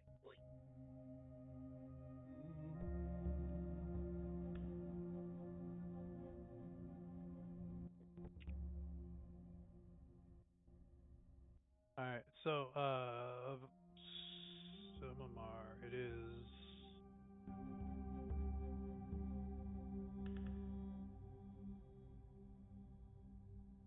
uh, 10 tokens for a skill, and then times that by 2 for expertise. So a total of 30. So I will happily pay that.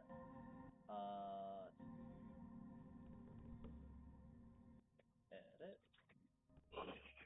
35 minus that would be 205. Since I'm at it, I'm going to also do that for Weaver, Smith, and one other tool that I can't think of right now. So I'm going to give them 120. Okay.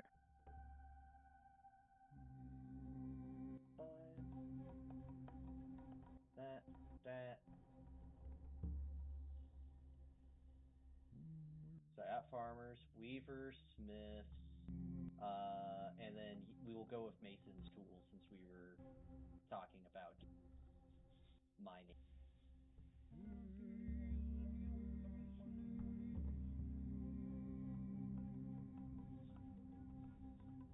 Okay.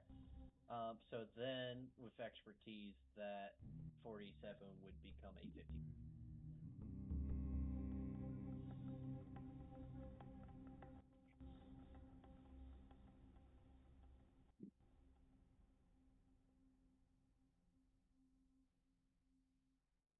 And for the remaining of the week, you've been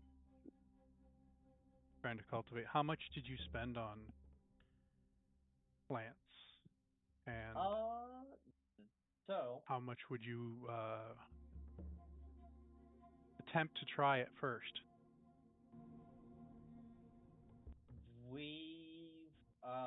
I will spend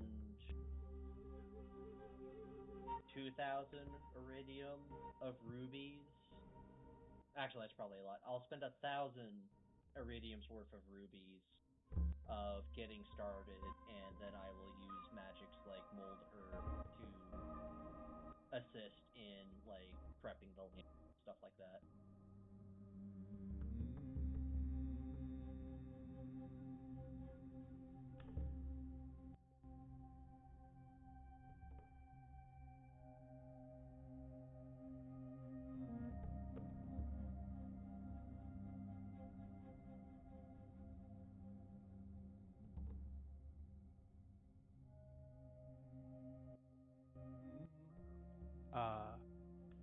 As you work for the rest of the week, nothing has come up yet because it has only been a couple days. I wonder if I could hire a druid to enrich the soil. Food for thought.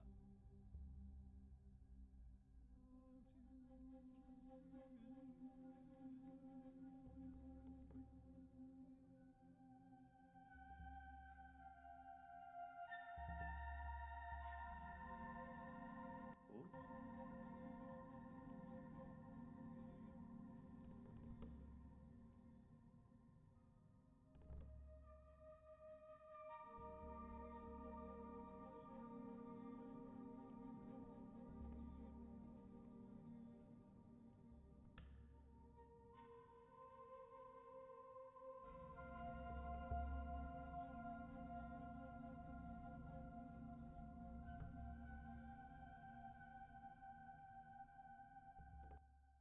As your week comes to an end, you hear Vestiel come across saying, "Hi guys, what are we doing?" Where are we meeting? Farming.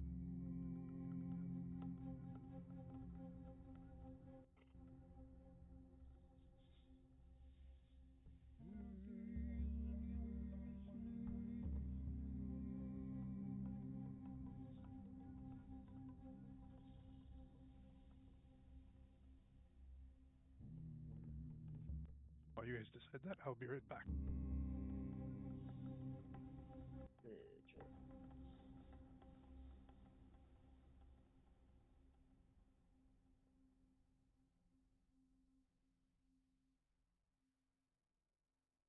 I have nowhere special to be, so wherever you guys decide.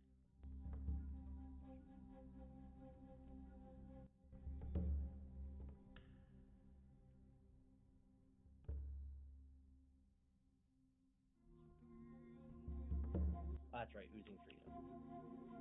What's an oozing freedom? I just got a cubic gate, and one of the faces is key to oozing freedom.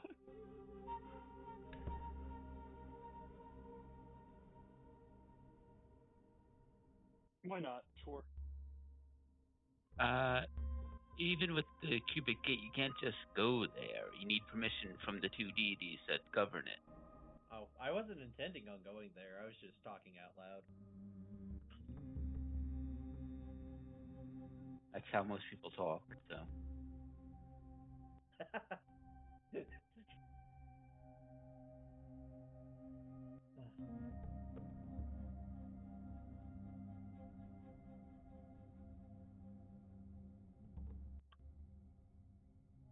So, it's been a week.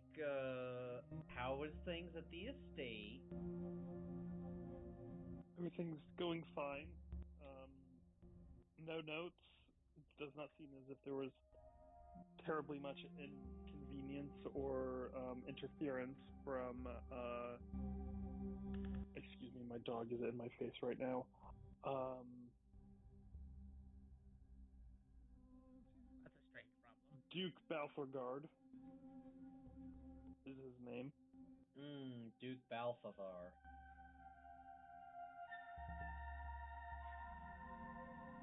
So, your brother's good. He hasn't been re-kidnapped. I left him for a week in Nightshade's care. Oh.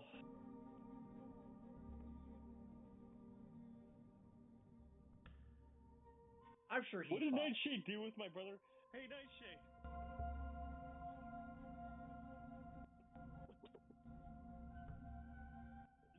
Brother's dearest, all right. Sorry, no one is available to take your call. Please leave a message after the beep. The beep is your brother screaming.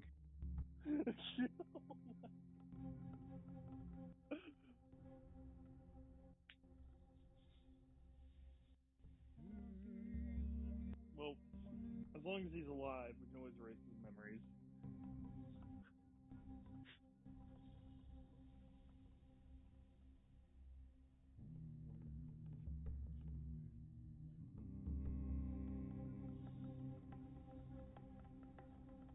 Yeah. Yeah. Sure. Whatever you say, Vestiel. Whatever you say.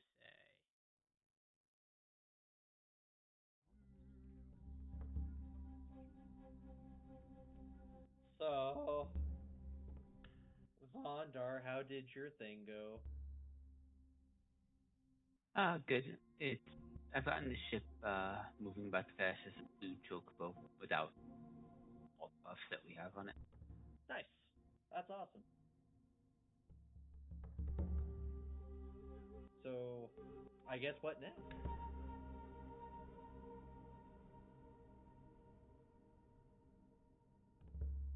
Is a good and valiant question.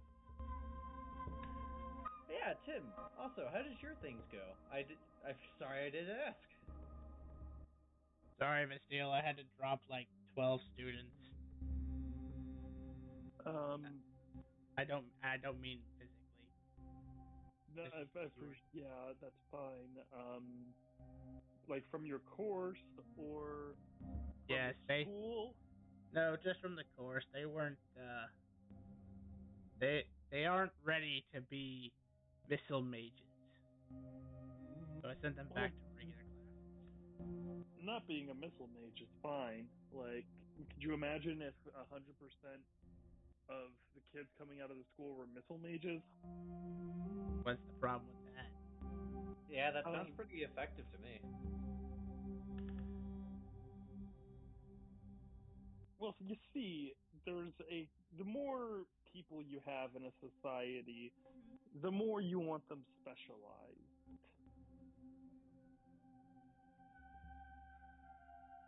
Could you imagine if you had a society with only lumberjacks, or only miners, or only scribes?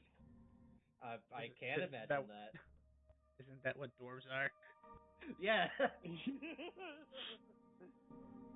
No offense, Vondar. Isn't that what elves are?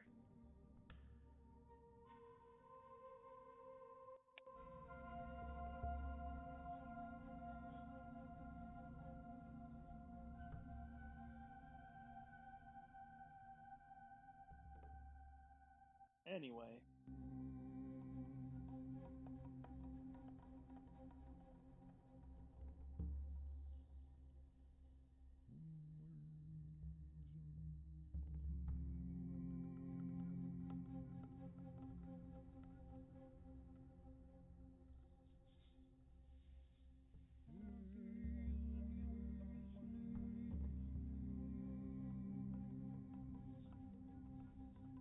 So, I mean, what is actually on our like long term list here? Maybe we can determine what we need based on. Recruit more kings for the boarding the dragon riders. So who's next on that list?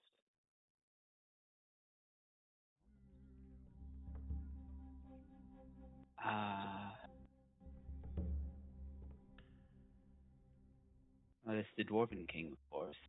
We already know.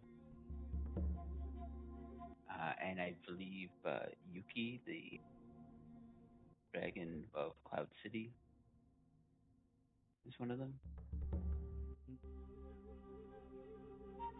Didn't Einzelgown have something in regards to her? Some sort of treaty that was coming due? Right, we need to do a renegotiation on his behalf. We should probably understand what the terms of the agreement were and what the desired outcome is.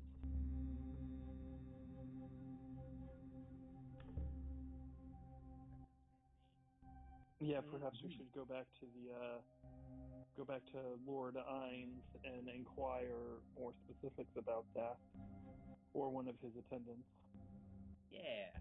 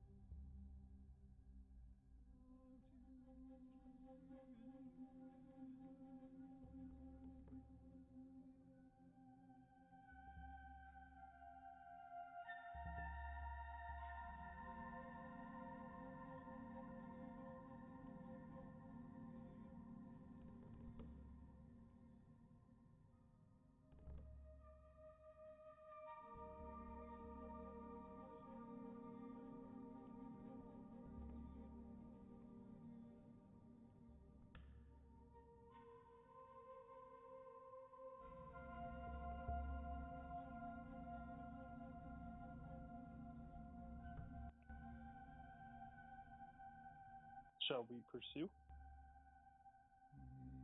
Yeah, that sounds like the plan that we need Uh, to do.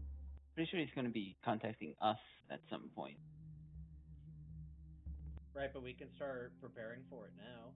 And other political stuff centered around the event itself. Like, I have a suit, but I probably need something a little more presentable.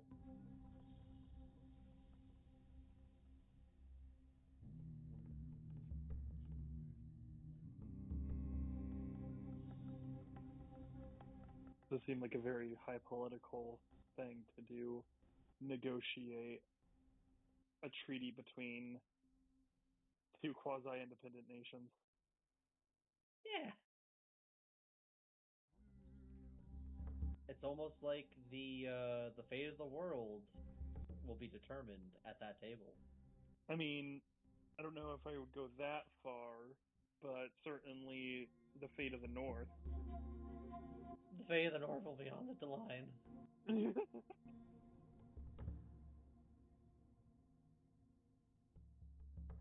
to be honest, I don't really know a whole lot about the North besides it's cold and full of undead.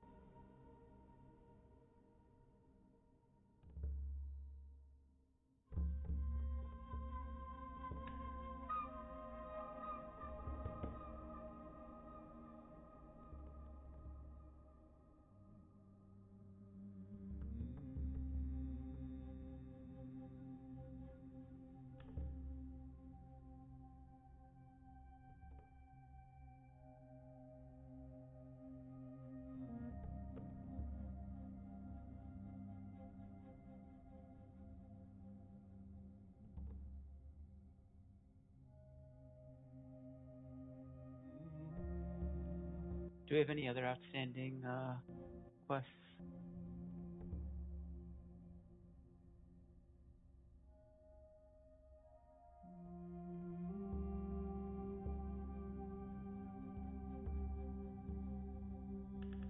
The only thing we needed to do for Thea was deal with the cult of Xanathon, right?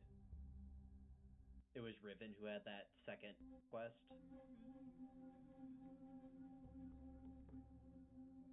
Technically, it was just Riven who had to do that quest. Oh. He asked us to help him with it.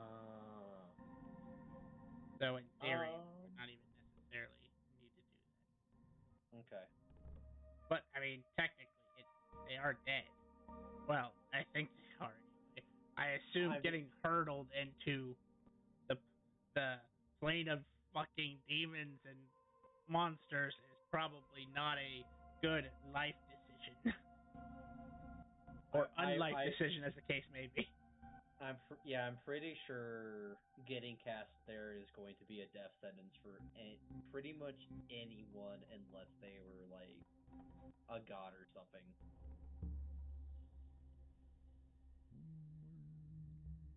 Yeah. Besides, people can't leave that place, right? Because it's plain or locked or something. Yeah, that's for the most part accurate. I mean, the demons have. I'm sorry, they're no longer demons. The Netherese have technically found ways around the wish spell, but it's not without a lot of extra effort, from what I Right. understand.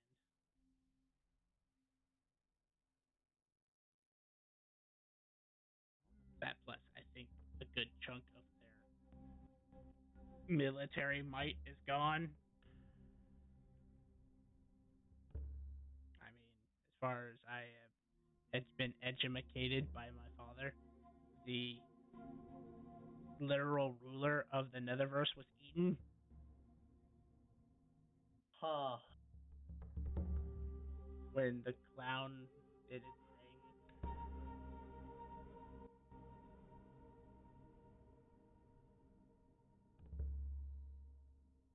So what happened to that clown? He got No, sealed away, right? I think so, but I can't like 100% confirm that. Okay. More like he decided to, from what I understand, he decided to try his hand at fighting something that, well, quite frankly, I wouldn't even bother trying to fight, let alone argue with. So he pulled a General Jewel. Well, it put it. We dealt with a proxy and it scared us. I can't imagine what the real thing is like.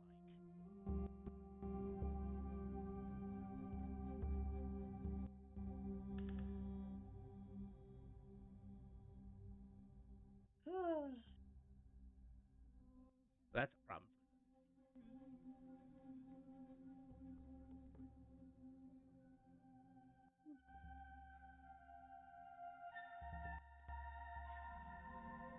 But I mean, we could probably reach out to Thea at some point and see if we can. I don't know. Do some other job for him, or get rewarded for doing what we did. Oh, I feel like because I vaguely recall him giving me my rewind ability, and was telling me that was my forward payment for something in the future. So I've already been paid. That's probably But I'm sure Vestiel and Vondar, you two could ask for something.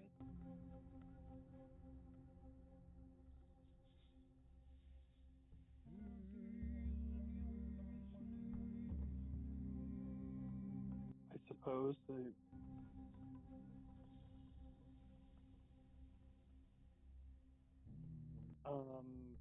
should I?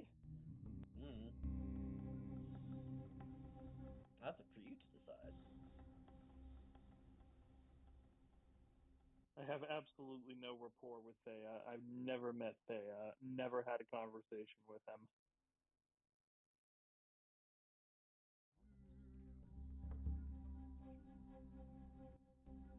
Well, he is a great guy. I mean, if you want, I could ask All him. right, no, this is fine.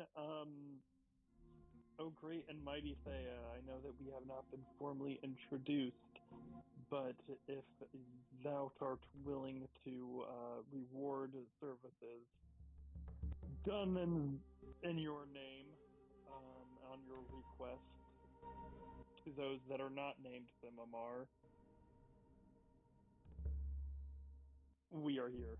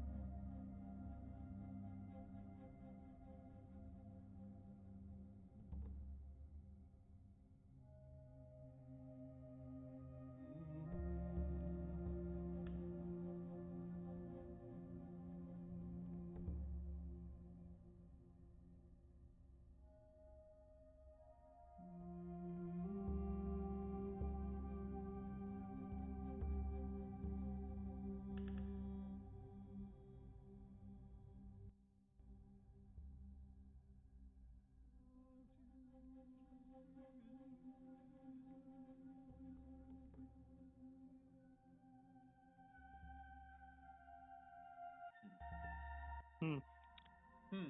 The air would start to crackle above you guys' heads.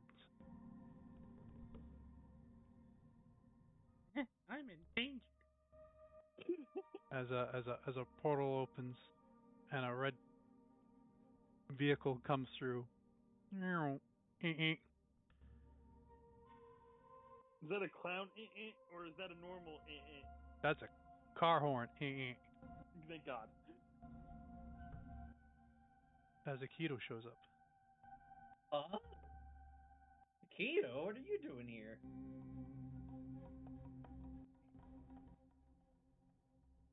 Well, I have responsibilities and things that I have to do. And apparently I'm here to give a partial reward for a job done.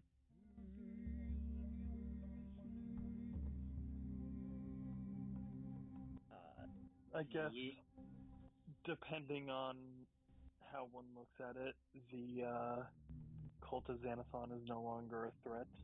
I don't know how much we can exactly claim credit for it at the end of the day, but we took the bee's nest out and forced them out of hiding. I think it would be fair to say. Our actions played a major role in getting them evicted.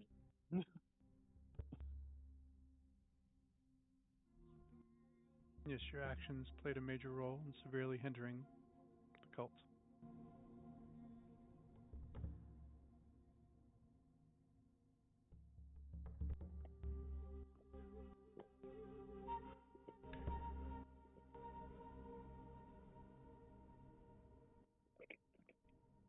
So I am here to give a partial reward. So I guess I gotta start taking something away from Simamar. Huh? You get a full reward, but you only qualify for partial of that.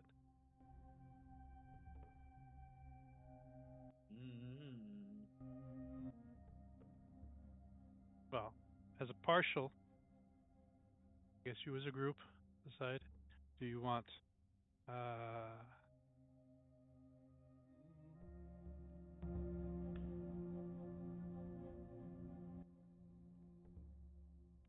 one of you to get a better reward, two of you to get a moderate reward, or three of you to get a lesser reward?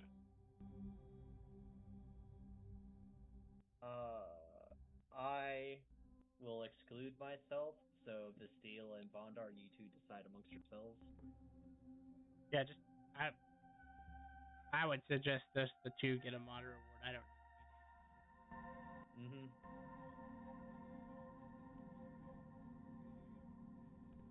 I'm not even sure I'm going to live till tomorrow.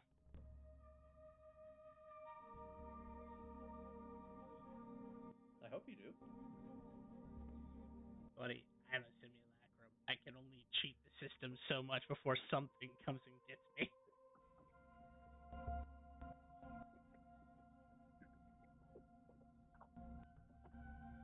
At some point, someone's going to figure out that I have regeneration cast on myself and I have an obscene amount of pearls of power.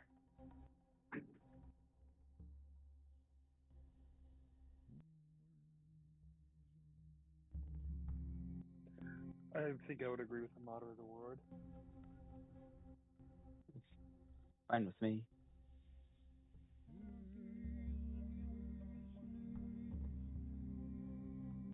You two have an idea what you would like for a moderate reward. And as Aikido says this, Tim.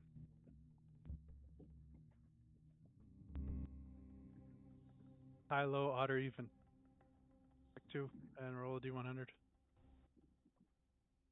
That's a highly odd question to ask,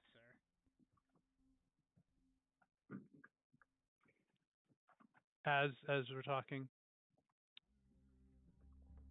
Aikido, out of the corner of his, just sticks his hand right next to Tim's head, looks at an odd rock and puts it on the ground. As a rock was coming for you.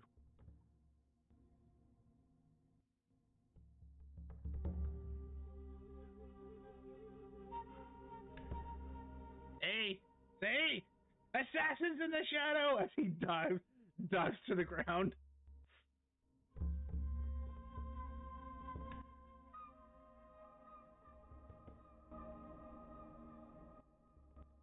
Sniper, get down! Those are dangerous words you say. Wait, what were the dangerous words?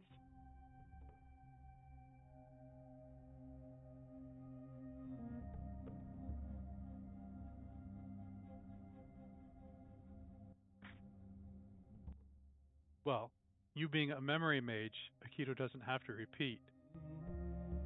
No, I'm asking out of character But because I was taking the Tim said, back then. I'm a simulacrum. I don't know if I'm gonna make it till tomorrow. You played yourself. You played yourself. And then a rock was thrown at him. Awful No big starting creature. before.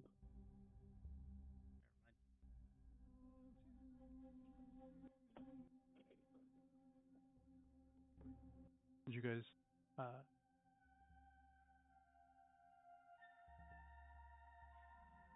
do you have a ballpark of what you were looking for as a reward? I have 2 ideas myself.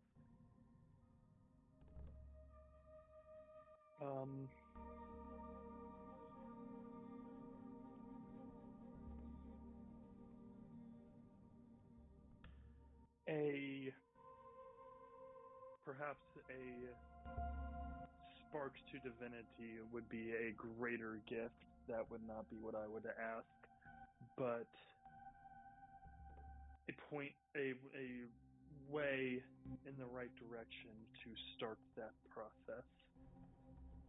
But I also have an alternative a request, if that's too much.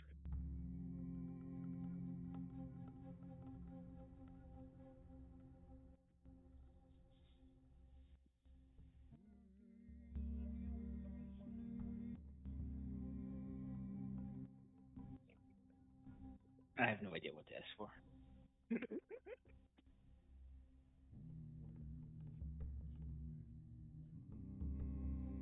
I thought you would ask for something along the lines of to help your forging or your singing come along.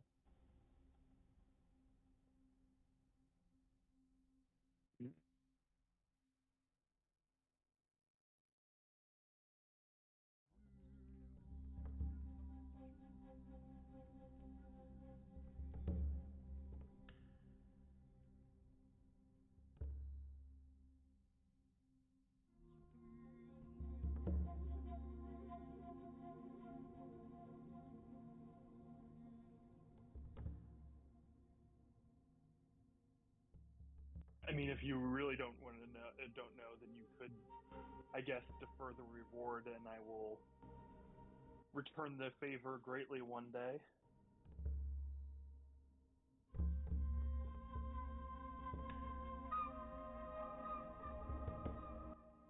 Yeah, if you want to ask for a Vondar? bigger reward, that's fine with me.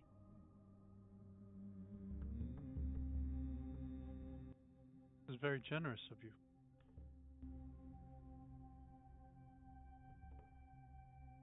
We are a party with tested and strong bonds. It is very generous, but Vondar knows that one day the debt will be paid.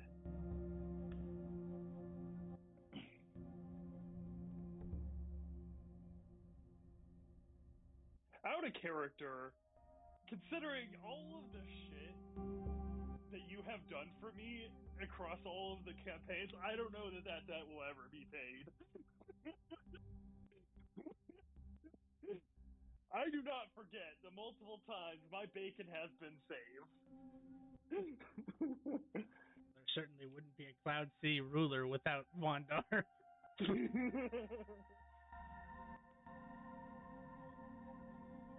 I do have one thing. I do have a nope in my back pocket that if something cataclysmically goes wrong, I will use it. Or if something cataclysmically goes wrong for Vondar, I will use it.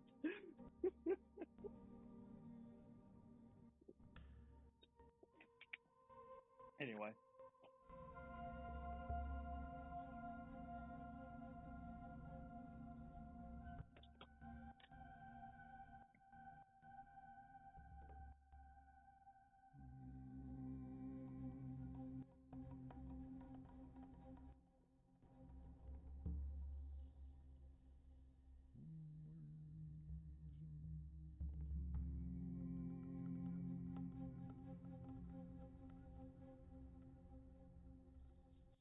See, Akito starts pulling out a clipboard and starts filling in some forms.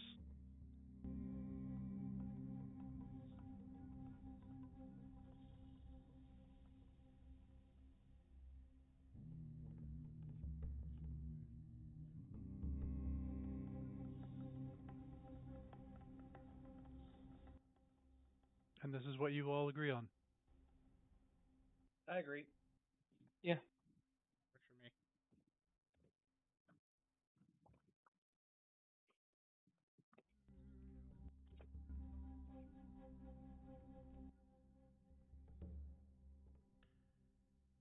And before you, Vestil, Akito will get down on one knee, bow, start to pray.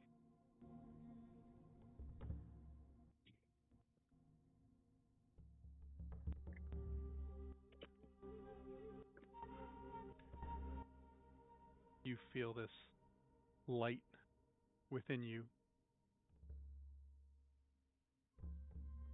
spread through your body.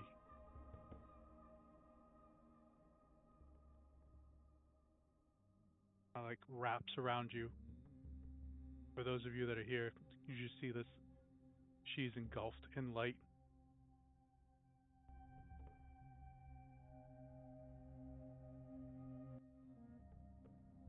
You feel the warmth. A warmth you have not felt in a while, Vestil.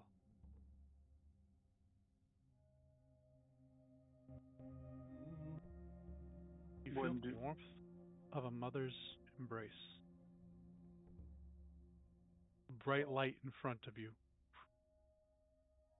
The light disappears and Bastille is no longer there.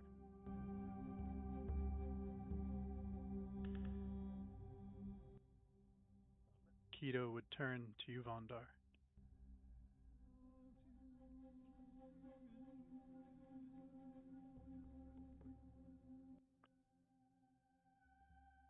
Still have your little friend with you. You mean Bix? Yeah, he's here.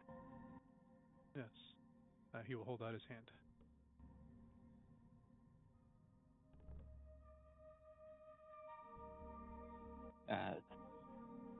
I'll hold out Bix. Bix. And as the ooze from Akito touches the ooze from Bic, he starts to jiggle and oscillate a little bit.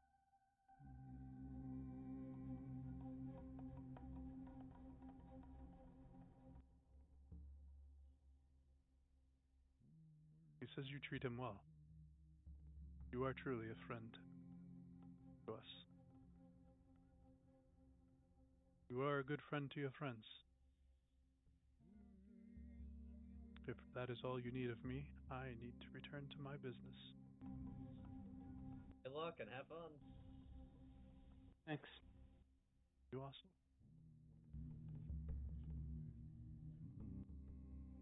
Bic is now has an upgrade. So not only can he move people, he can also now move objects that are one size larger than he is. Ooh. And if someone is touching him and expends spell points, 20 spell points, you can get a teleport without error, and 40 spell points, you can get a gate. That's a lot of spell points, though.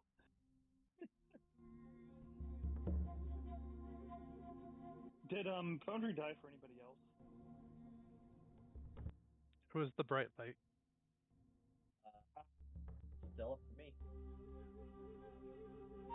Well, okay, so the steel got Thanos stabbed as well as Yuki's browser. Yeah.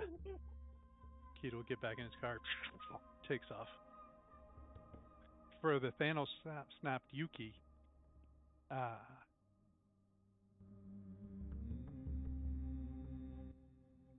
you smell a familiar smell of that you have not smelt in a long time. Smell of your mother's cooking. as you appear in the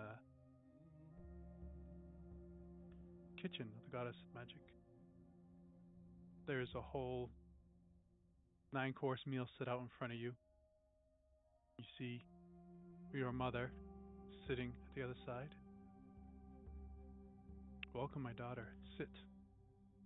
Enjoy a meal. Thank you. Kind of overwhelmed with emotion right now and the gravity of the situation, and I sit and I look out to the meal in front of me. What has Mother cooked?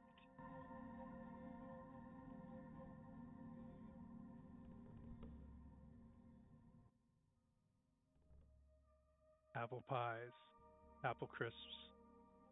There is meatballs. There is lasagna. There is steak. There is pork chops.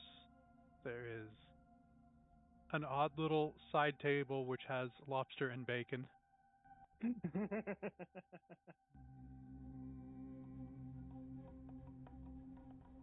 This is quite a feast. Are we expecting company?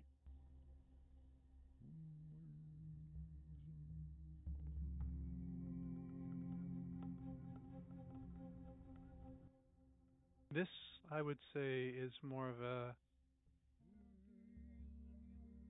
welcome home.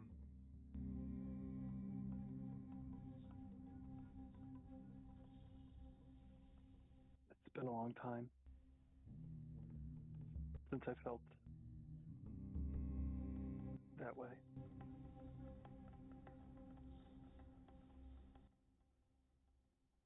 I have spent some time catching up on your activities.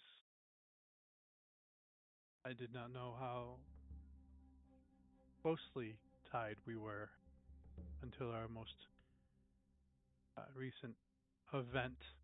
Uh, I will say, Aikido has more manners than Czar.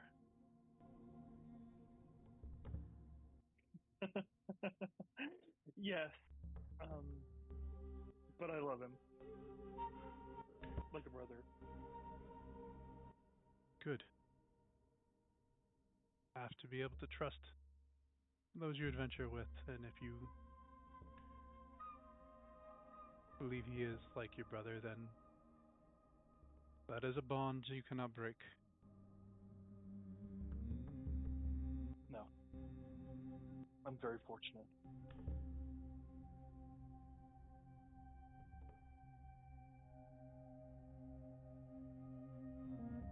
Then I looked at the dinner. May I?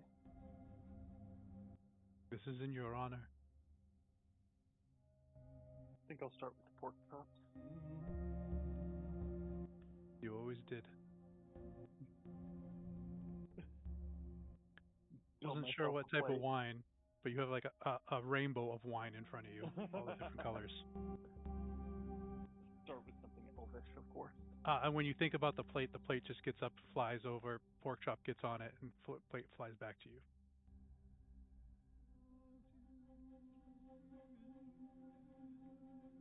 I'm kind of observing the food. Does it feel or look any different than what one would think pork chops would be? As like a magically attuned individual, like is this ambrosia, food of the gods type deal, or is this just a? It's closer to. It's not ambrosia, but it is the best food. Like the taste is, there is nothing wrong with any bit. It's like the perfect slice every time. Mm-hmm. I eat slow to facilitate the conversation still, but I do eat.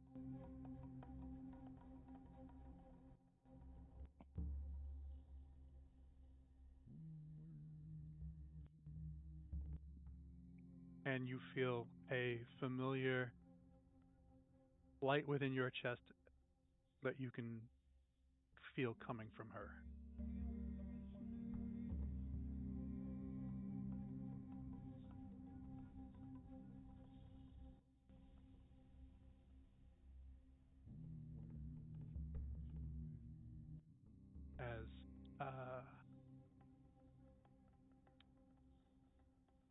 conversation goes on.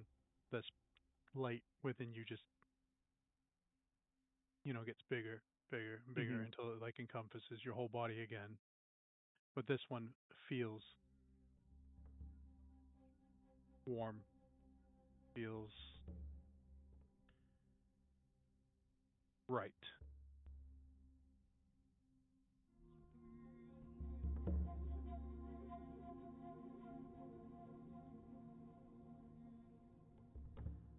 And you have now awakened something within inside of you.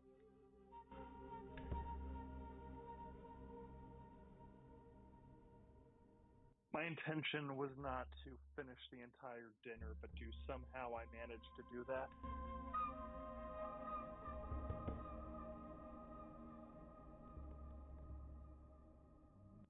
You're trying to stretch on the conversation, Sure. and it stretches. I think that we talk about the true nature of magic. I think I come to a recollection or a realization that all of the book learning and the mathematics and the what I have stooped in myself and magic and how I have manipulated the weave has been a crutch. And more so relying on almost a birthright and force of an intent to directly manipulate the weave is the conversation that slowly unfolds as we discuss these things. But yes, I try to keep the conversation going.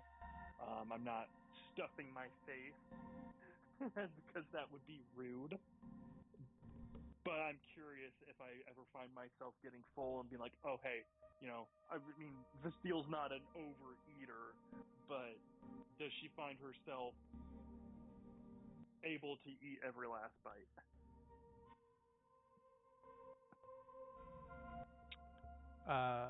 You're able to eat whatever you wanted to eat, and you never feel overfull. You don't get bloated. You don't get, it doesn't feel like you just pigged out. Right.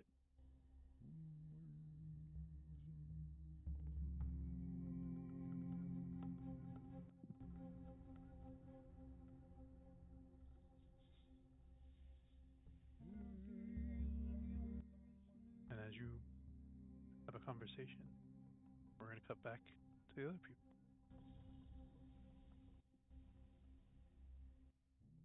And that's the last you guys ever saw of this deal. Yeah.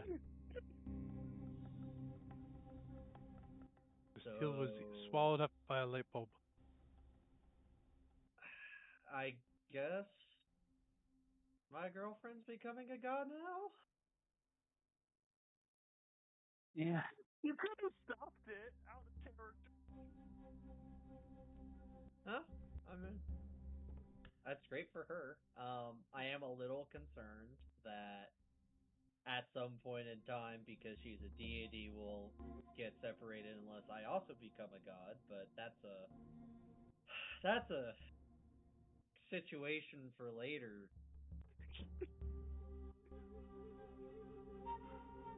Considering that the keeper is trying to downsize on the amount of deities that are, keeping the realm functioning. Yeah.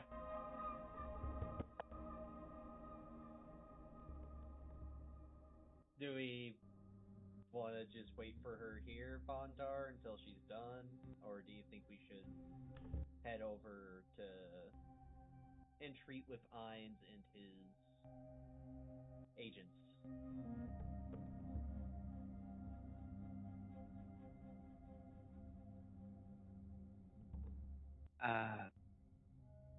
Why are we going to Hines? Because we want to get his people's side of the current agreement and the political atmosphere that we are walking into. We're not doing that yet. That's, Right, but weren't we just talking about preparing for that? no, we were talking about getting blessings from other rulers to bring back the dragon. Oh, right. And then we started to, okay, cool.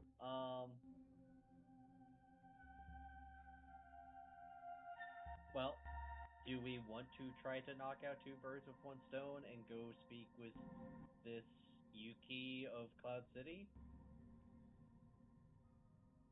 I don't think we can start negotiations before Well, no, the no, no, time no, comes. not the negotiations. What I mean by that is getting a feel for the Cloud City and their political environment while earning their approval for bringing the Dragon Riders back. All right, yeah, we can head there.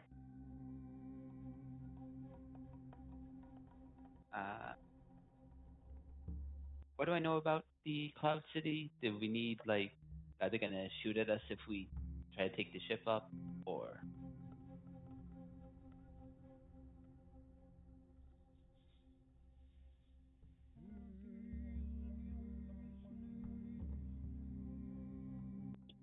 Would you like me to answer that? Sure. You definitely get intercepted. Like the Millennium Falcon approaching Cloud City, a ship comes up and says, "Hey, what are you doing here?" Yeah, kind what of the fuck are thing. you doing? First question is, do you have any taxmen on board? Second question: do you have a druid in your party who is also proficient in flying giant flying fortresses? Third, do you have a problem with my people and going to crash that said fortress into my city? Do you have any Gepetti on board?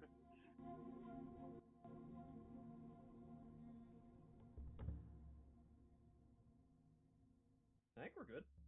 So pretty much you know that, there will be something that will show up to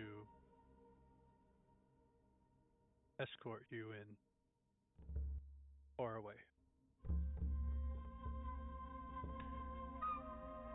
It should be okay. Likely that something is going to be giant eagles. And knights knights riding them.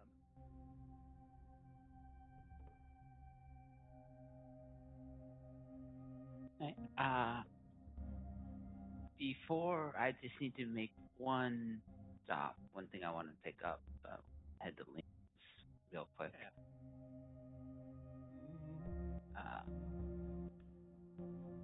I'll use my rider ring to go to Lynx's workshop and see if they have the legendary item Okay. Navis Anima.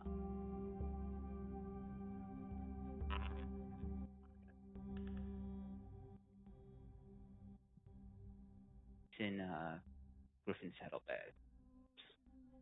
Ooh.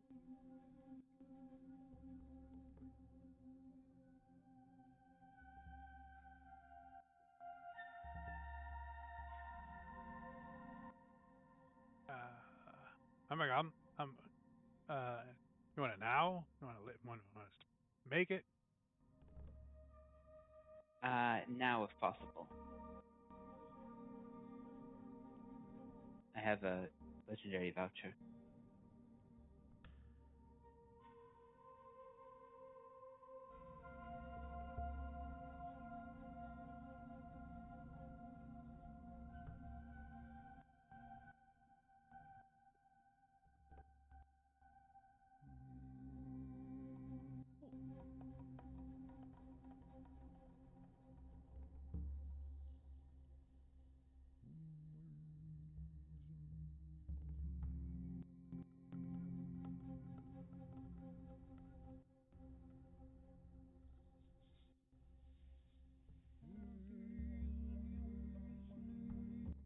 Anything else? I'm a goblin. Oh my god, I'm really mad about. No, that's it.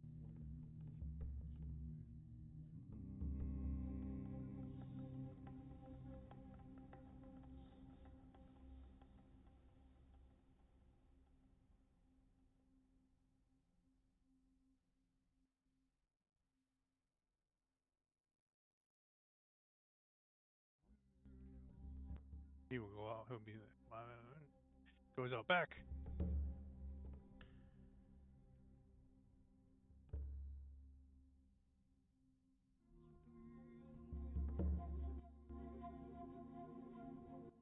What is this thing, anyways?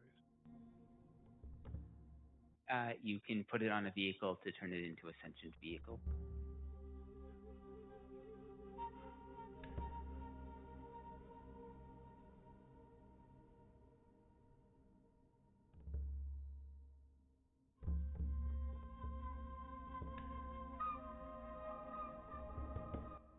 I had a wizard tower become sentient, and then it started asking for higher wages. I had a very similar situation. Mine involved a dragon that was also a house.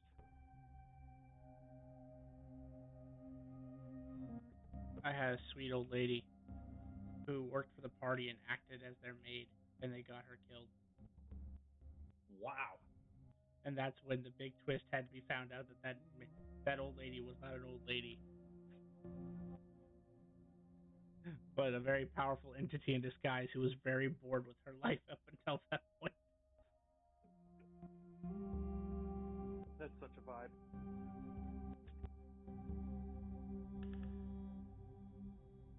Simar would receive a message saying, "Can you pick up a bottle of wine worth 100 gold iridium pieces? I'll pay you back." Okay. Off to what is it? Grapin Vineyards or whatever it's called. Whatever that famous wine chain is in America. Grapin something.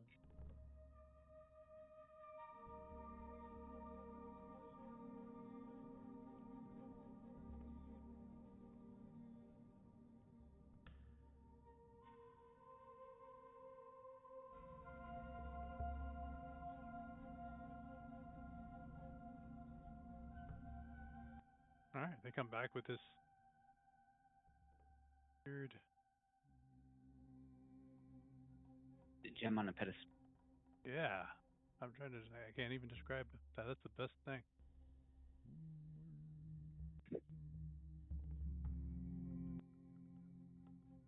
Looks like a rook with a gem on top. Thank you. There you go. I'll You're take welcome. this to the ship on the plane of air,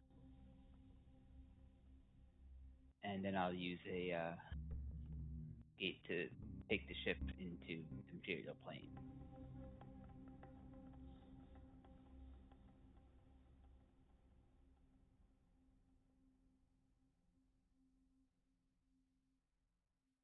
Where in the material plane? When I leave Simamar, I assume we were at the Voiceless Flute. Probably.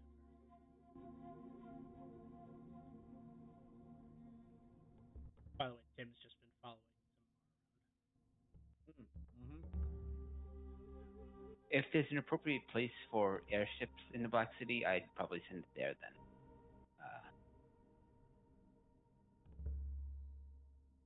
It's like a dock. Is there? There's some good ice cream over there.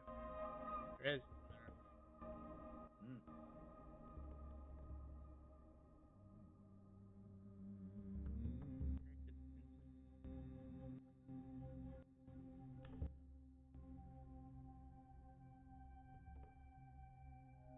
Has been Is discussed. it literally where the airship is?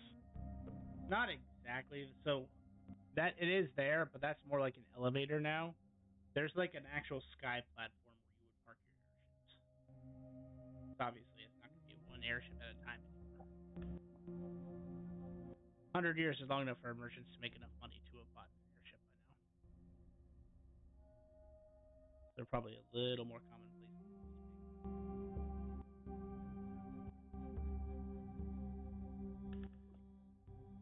I'll message my location to Simamar so you can meet up. Tim, we must adventure this way. Bondar, in your head you hear, hello. Hello.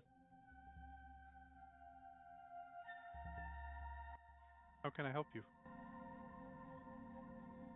I'm here just picking up some of my party members before we set out. Is there a fee for docking? I don't know. It wouldn't be active yet. There's a ritual thing I need to activate it first, Ah, which son of is a why I bitch. need the wine.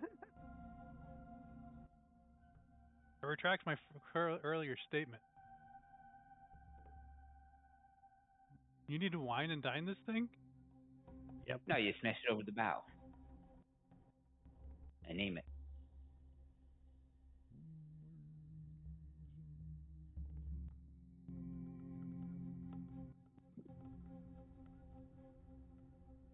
All right. After you're parked there for a little while, if no one comes out, uh, you will see a little bellhop appear on the platform and come over to you, your ship, looking around. I'll go over to him. Hello. Is there a fee for docking or? Yeah, are you going to be docking often? You want to join the club? The Mile High Club. Uh, yeah, we'll probably be coming and going from the Black City pretty often, so probably better.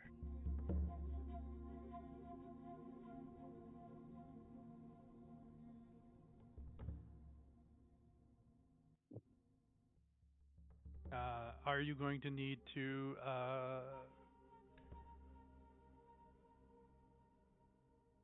park here overnight?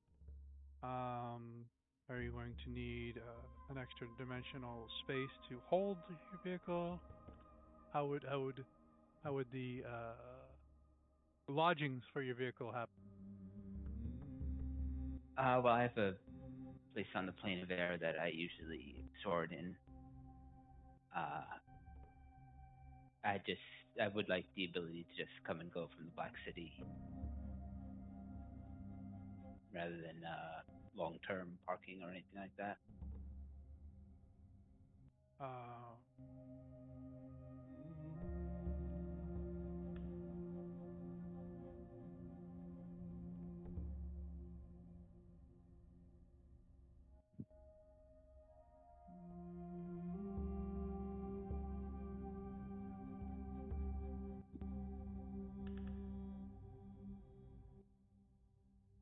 I think if it's just parking and it's not long-term things, uh, so pretty much if you land here, then you gate your thing away. Is that pretty much what you're doing? Yeah.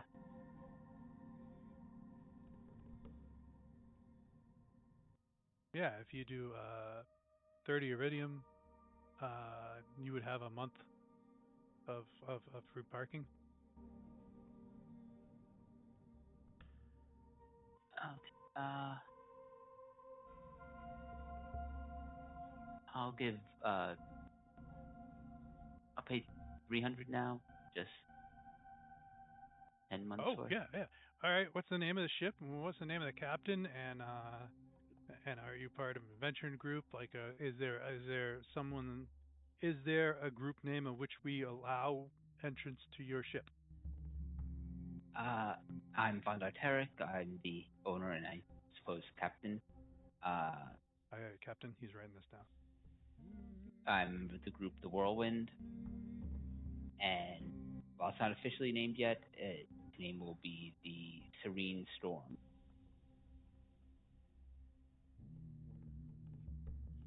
That's pretty cool. Kind of looks guilty and turns to you. Can you just sign here? You see, he flipped the page to a blank page.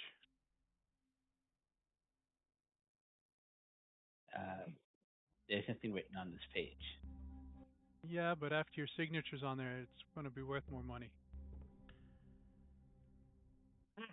He wants your autograph.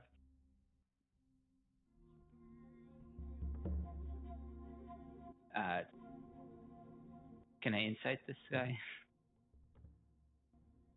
Sure. If it is just he wants an autograph, He that's just fine. wants your autograph. Yeah. It's the second you said you were part of the whirlwind. We're becoming famous. Okay, yeah, I'll sign. Thank you very. And he walks off without taking your money. He's just looking at the signature.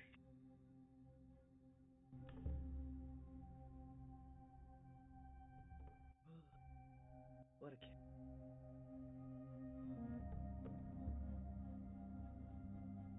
So you see some mark. We ride this thing up.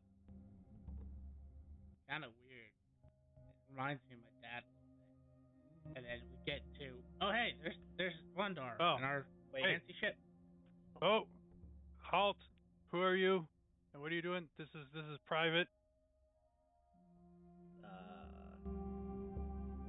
I'm Simamar. This is Tim. We're here to go to our airship.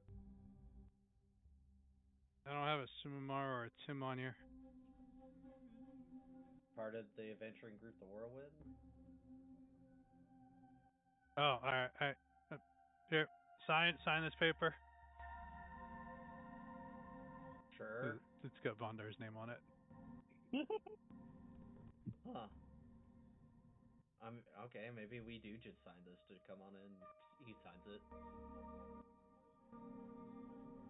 Thank you. He leans it over towards Tim. I can't read. I'm sorry. He kind of like holds your hand and he says, "Well, just go like this," and he tries to write Tim with your hand.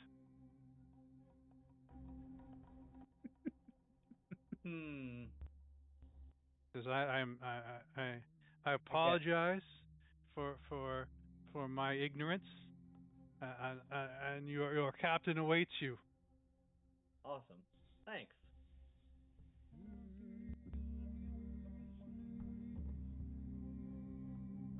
Something doesn't feel right. I think he just wanted our autograph.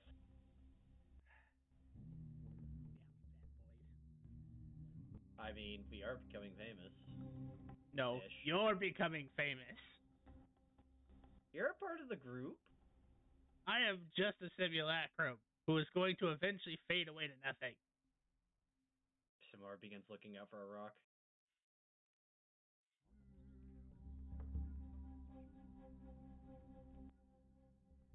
And you go over to the ship where Vondar is. Wait, did you bring the wine? Yes. Here you go. Wait. Don't No, worry about paying me back. Alright. I'll take the wine to the bow, smash it against it, and say, IW, Hi. the serene storm. I just bought that. Part of the ceremony. Oh. He spent a lot more on it than he should have.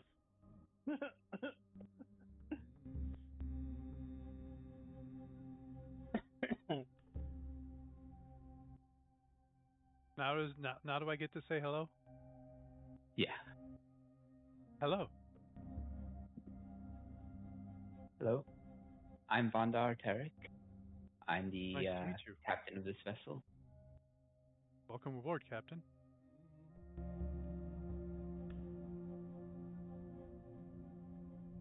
Alright. Shall I start heading towards the Cloud City? Yeah. So we have a talking ship now. That's kind of neat. Yeah. This is in your head. It doesn't talk. Oh, never mind. We have a normal ship. That's neat.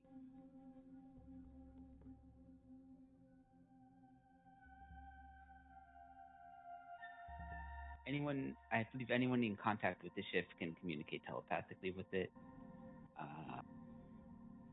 And it can move on its own at a slow pace.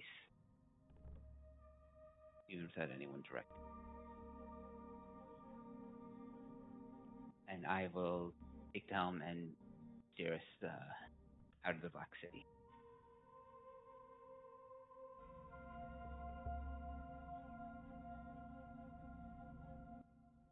Bastille. Yes, sir. About this time where your conversation has come to an end.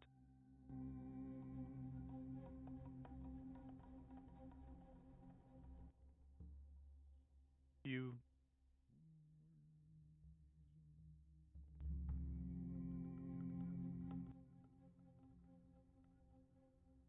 It's oddly weird saying that if you have questions, just ask, because you always do. But as you know, you don't always get me.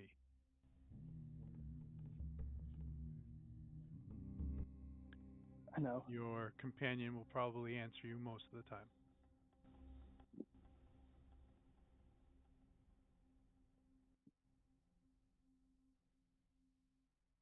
Questions have come up as I've asked questions as they come up, of course. But I guess. Have you being the gotten only any one answers you didn't like? Huh. Okay. Well, that's a different question.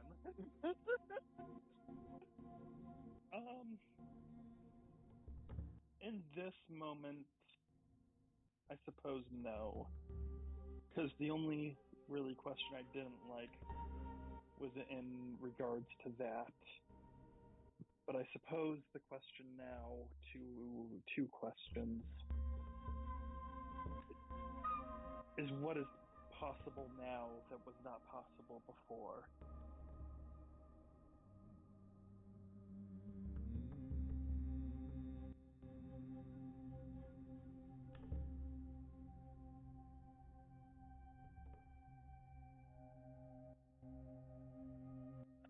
Out of character, I assume that the level cap is not gone, or is now gone, or the 30 hard 30 cap.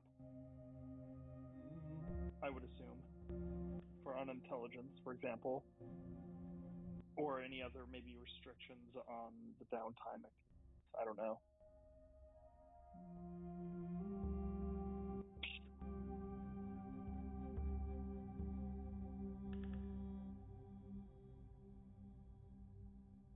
I can't hear you. I'm just repeating what is possible now. It wasn't possible before.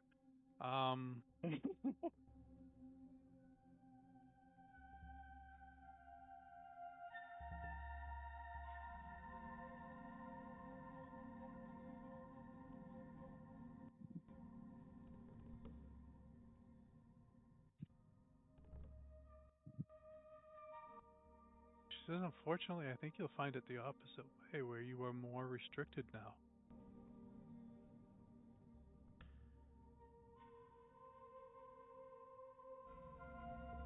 Mortals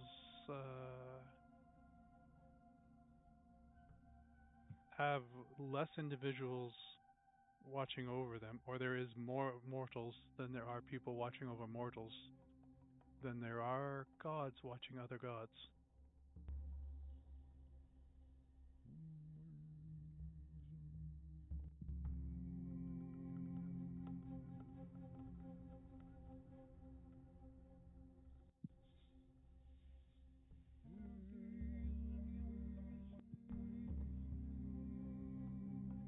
I understand.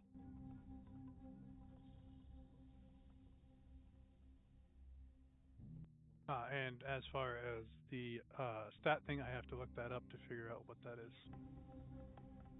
Because I don't remember off the top of my head. 50, I believe. Yeah, that's what my expectation was. Wow. That's pretty good. Yeah.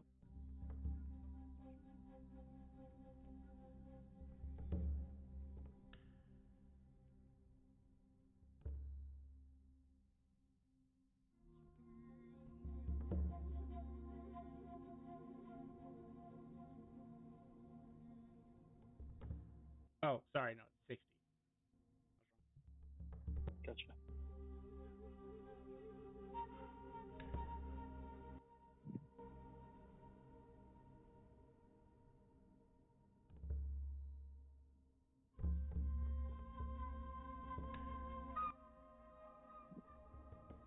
that was it, then I need to return to my duties. I shall return you to your friends.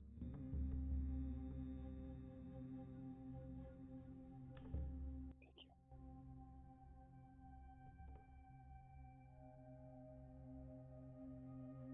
Return.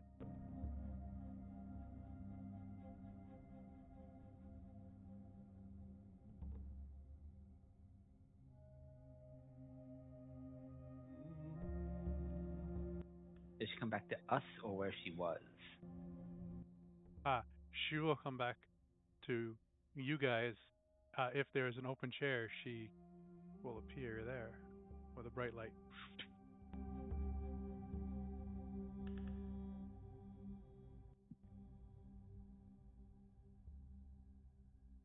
Welcome back. Yeah. So, how did becoming a god go? Kind of look at my hands.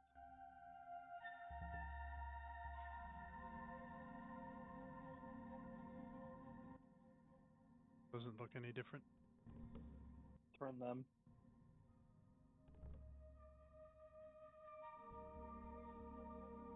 Let me get back to you on that.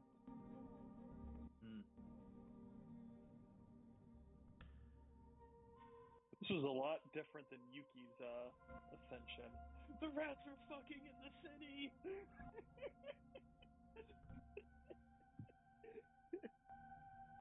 Good times.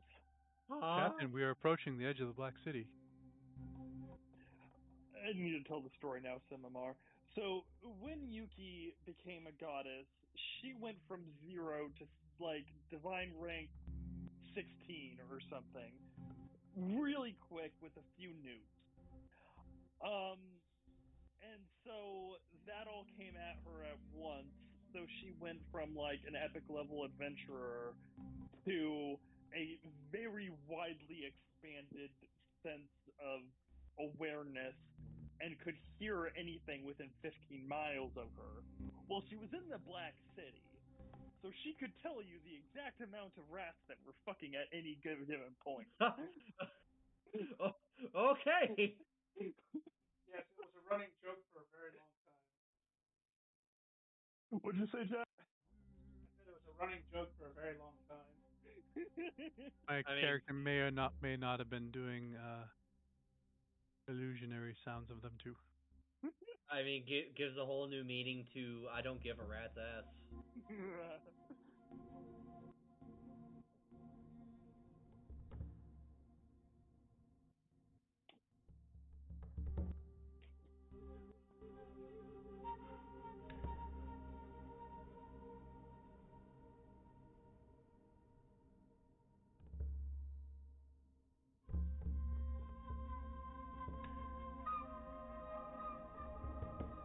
I need to go find the God document again.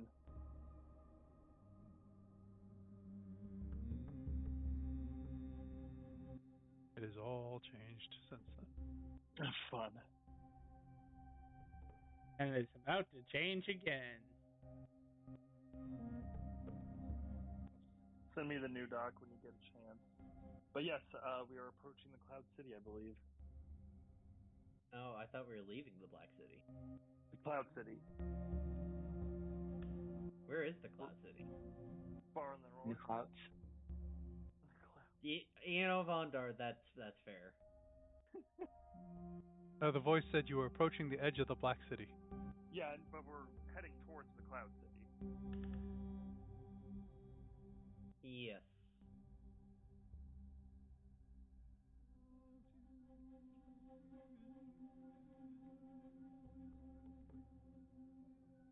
I'd also introduce everyone to the Serene Storm, and instruct it that to follow their instructions in my absence. Brainstorm. Do we How did have you a say, nickname? Captain? What was that, Simon? Does Serene Storm have a nickname like Storm? Yes. Or Serene? Serene Storm.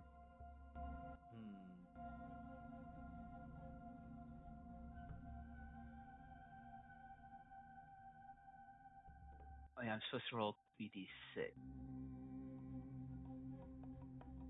It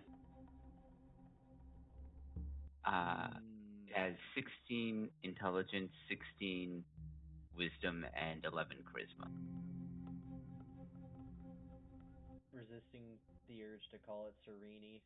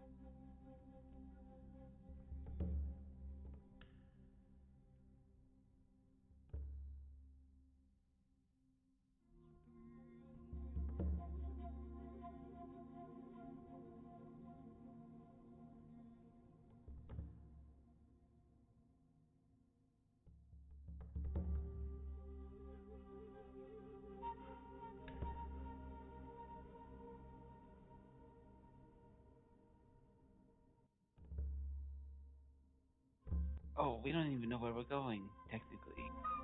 Because the Cloud City floats around, doesn't It does indeed. North. It's usually roughly in the same place. Oh, Serene Storm, do you know where the Cloud City is?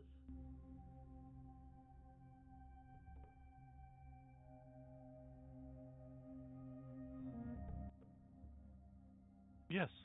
Yes, I do. Oh. Ariel. My captain said it was in the clouds. Oh.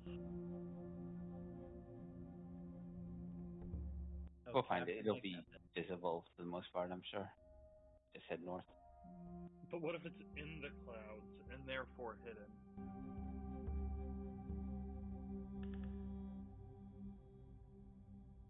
My passive perception is 48. Find it. Gotcha. Cool. Hold on. So here's a question. Why don't we just open up a gate to the plane of air, puddle jump through that, and then just open up another gate to the Cloud City and jump through that?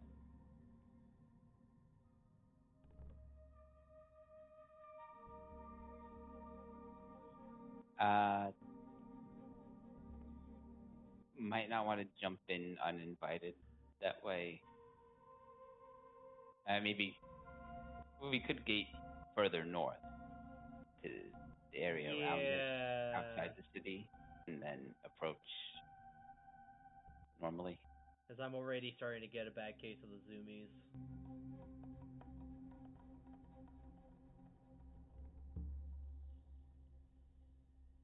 That is how Simar died. He gets shot out of the sky.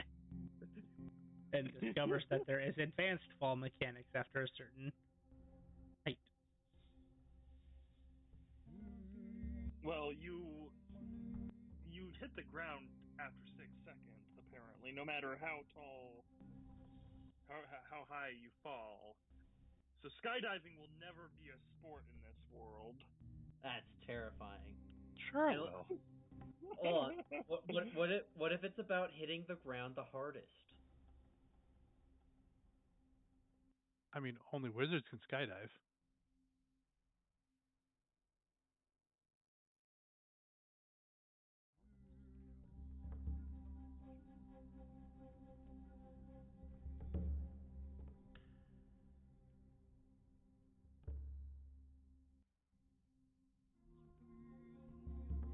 Hey, Jet, did I get an answer on that question? What was the question? My message to you. Oh. Cool, thank you. I also have a mechanics question that I asked a week ago about a certain thing. E. To your DMs.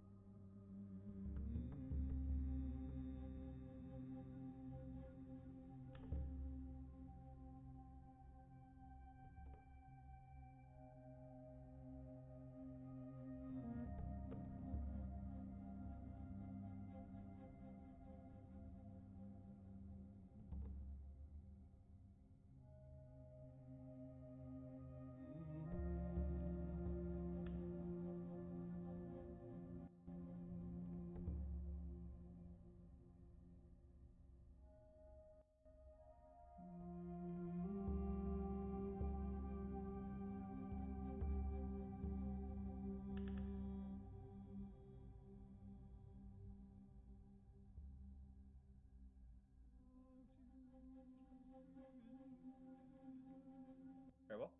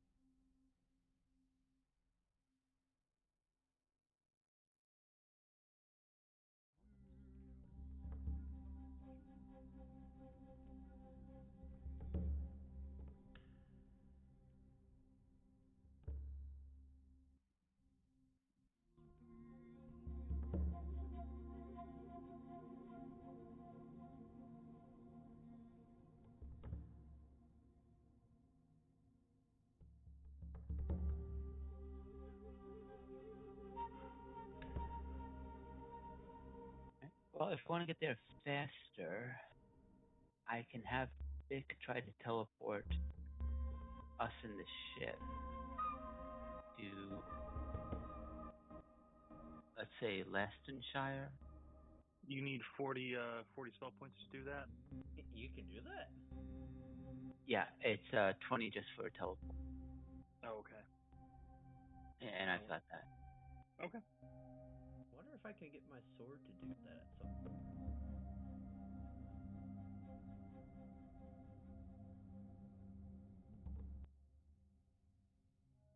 I doubt that. Your sword doesn't have a good captain. Damn.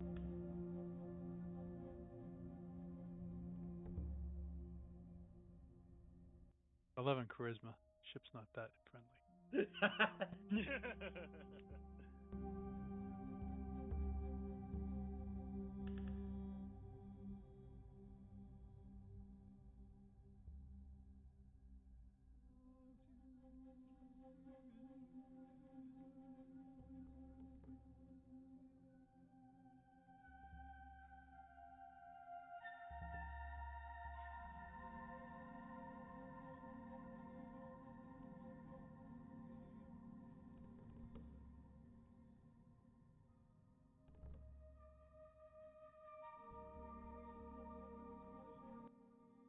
So you wanted him to go where? Lestonshire.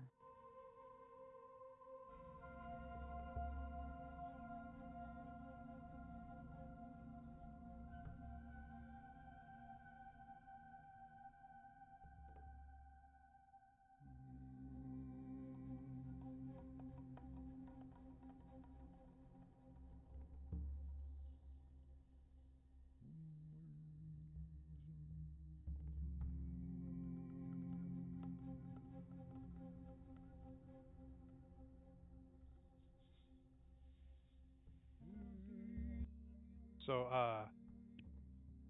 Vic will like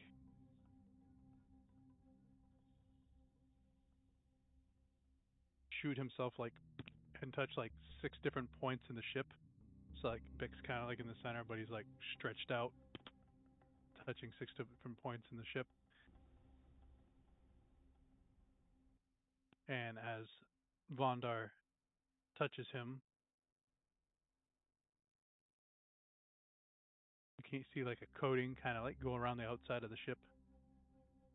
and you guys just hear a bloop, and you guys appear in a different part of the space, and it's cold.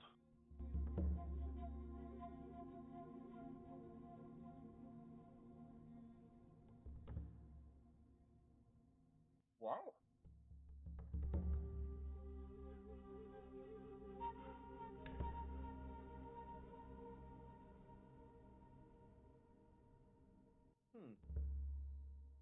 And I look around for the Cloud City. Yeah, can we see it in the air?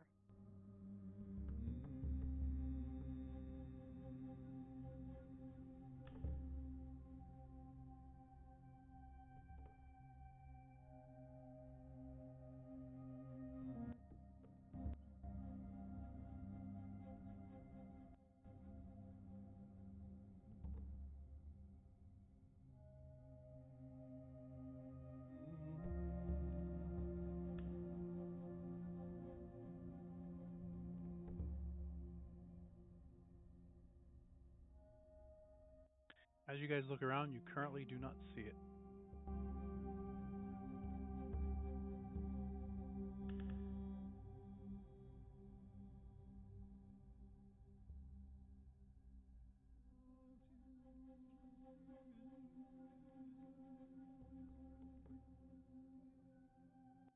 I'll set a course in this direction, sweeping our vision around. West by northwest. Yeah.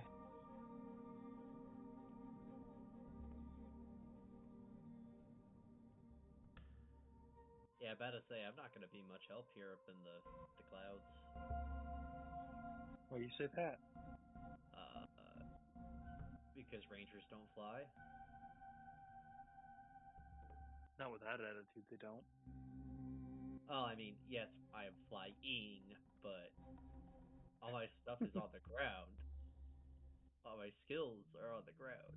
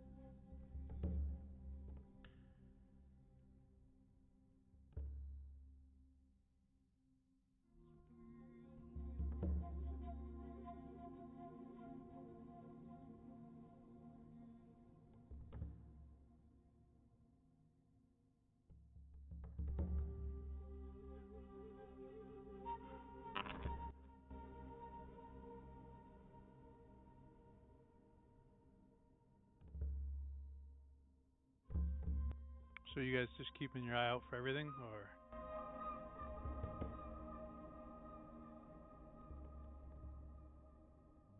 Yeah, of any kind of like spooks or any flying things that flies in this area that isn't obviously a eagle knight or equivalent.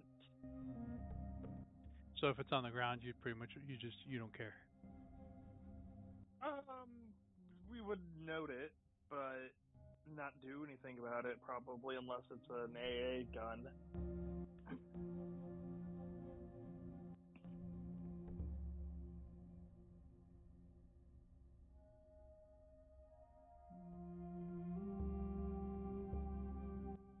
And everyone's looking out, or? Yep. Nothing else to do. Or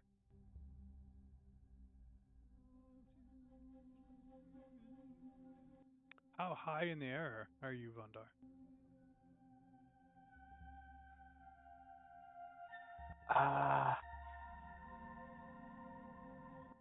You were about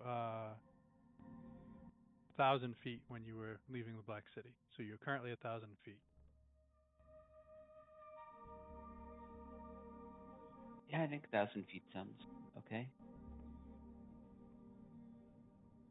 Probably wouldn't have any idea how high the Cloud City flies.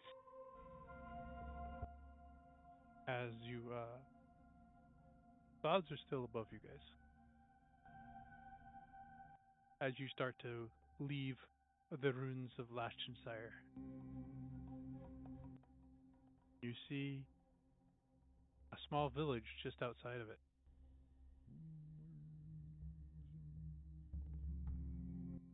As you guys look down, there's these houses. They look like brilliant houses. You see creatures moving around. Bondar with your and Bastille with your Yeah. new eyesight. You both look down at a small fairy village.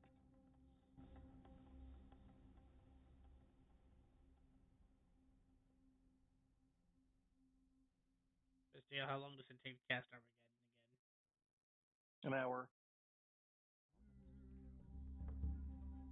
They're not that bad, are they? Who you get it in this time around?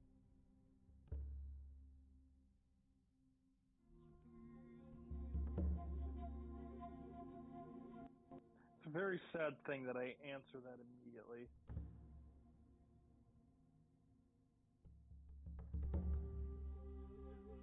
It's even sadder that I'm correct.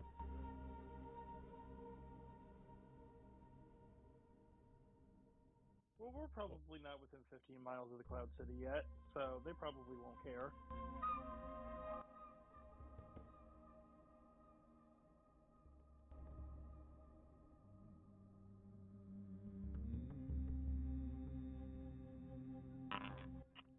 What did the pixies ever do to you?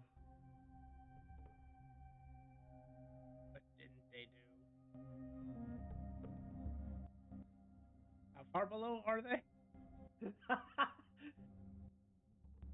1,000 feet. 1,000.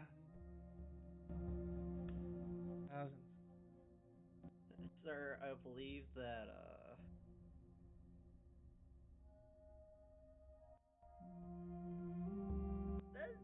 they probably haven't done anything wrong.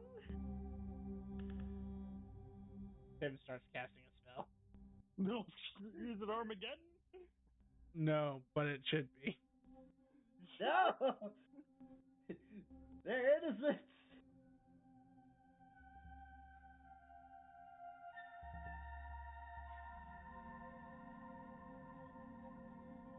I mean, yeah, sure, they're tricksters, but they're not that bad.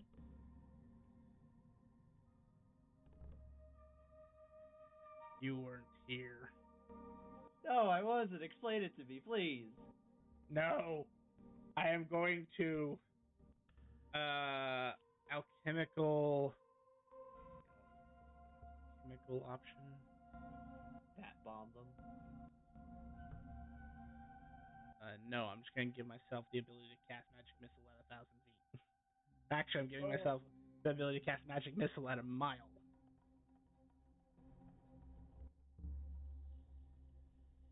Just wait for it to open. There. It is. Not prodigious memory. Alchemical casting. So I will expend a second level spell slots equivalent of spell points. I'm going to cast my magic missile at first level, which becomes 10th level. Huh. Because I have lots of feats that allow me to do that with magic missile specifically.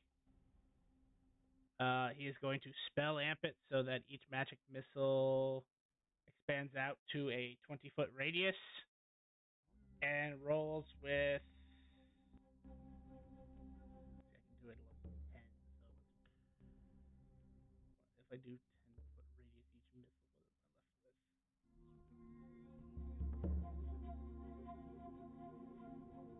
2 ranks. So that's 8. So 1, 2.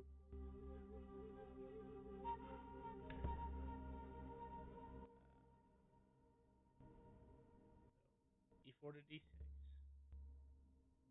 2d6, 3d6, 3d8, 4d8, 5d8, 5d10, 6d10, 7d10 per missile at a 20-foot radius. If they aren't immune to lightning damage, it's downgraded to regular. If it's regular, they're downgraded to vulnerable. And he will expound a channel divinity of destructive wrath to max out all the damage. Why? You weren't here either.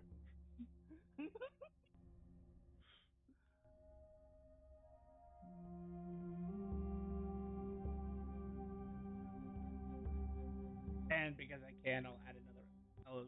One of those missiles is going to deal an additional 2d10 extra force damage. Sir, I believe they call that a racism.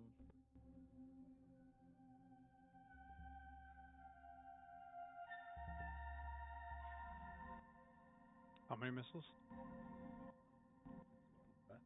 I had to pull up my Tim cheat sheet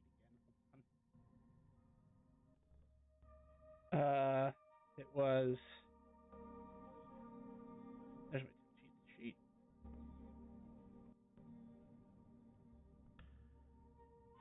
When all is said and done, 18 missiles that deal.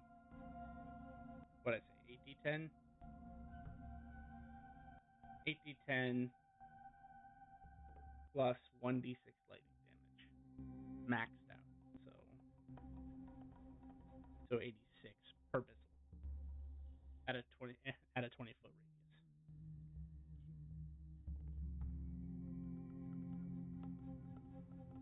As you're looking down, Tim casts a spell. Then you see these missiles fire out from him.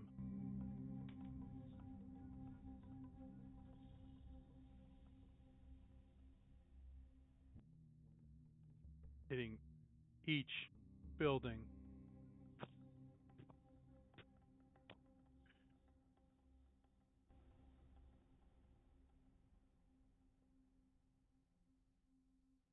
And as the snow clears, it's just a second town in ruins. Did they deserve it? Riven would think so. Riven would think so.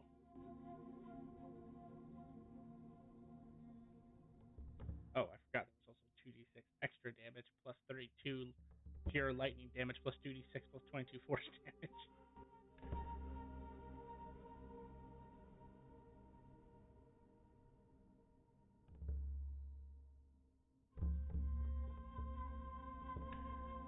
A 100 energy.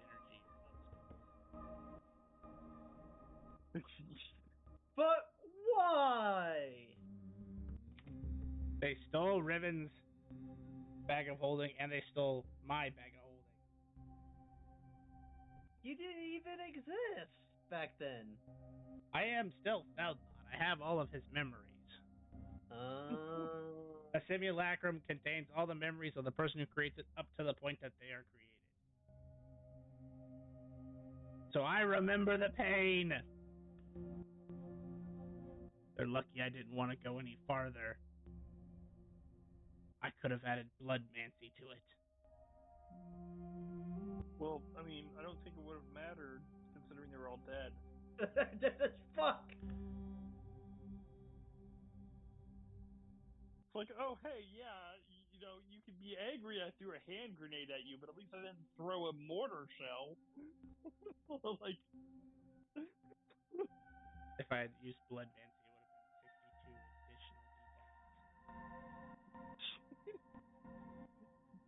d10s. yes, you're very strong and powerful.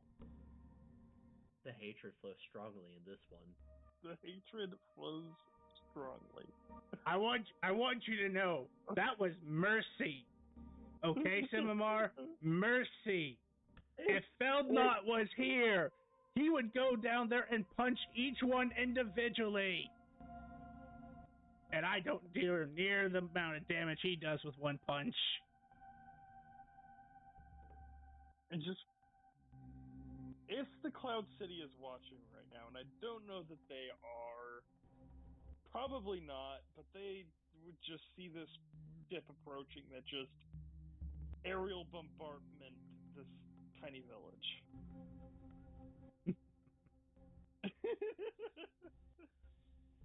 Oh my goodness.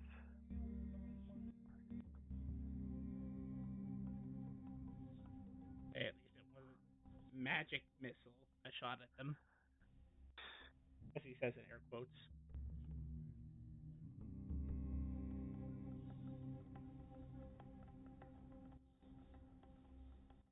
Though if I cast that, your mother would be mad at me.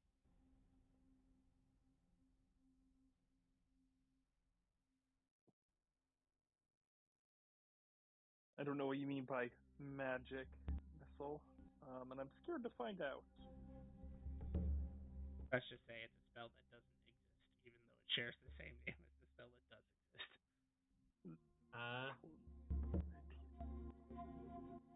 Yes, exactly why she would be mad at me. It would be a paradoxical spell.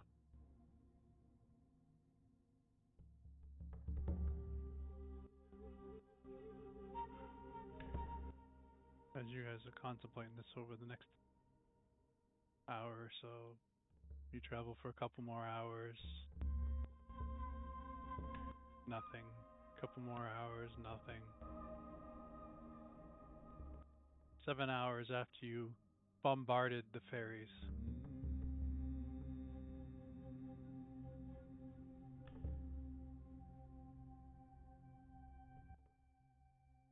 You see 8 frost giants with a pack of ice wolves around them as they seem to be heading towards the ruins of Lastonshire. Hey Jet, Mm-hmm. do I lose all of the channel divinities? Maybe. It'll depend on how you answer my last question. Gotcha.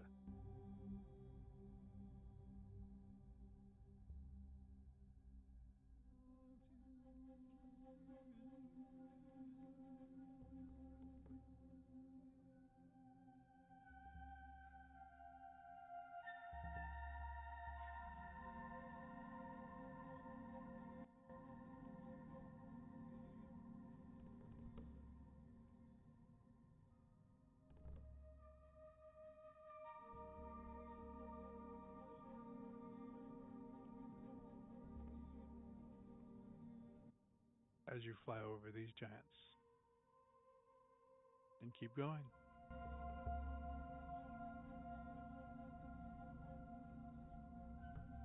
Do you suppose those giants know where to find the Cloud City? I doubt it. But we could try and ask. Anyone speak giant? I do. I have a history of intimidating giants.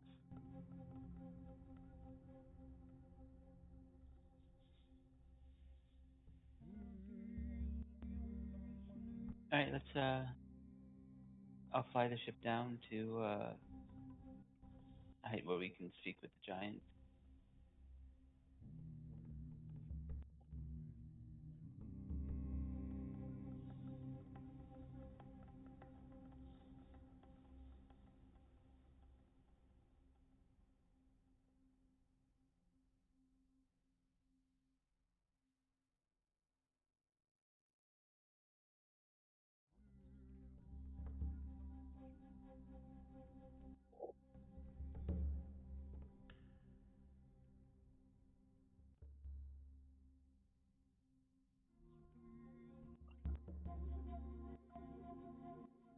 As the ship circles around and comes back at these giants,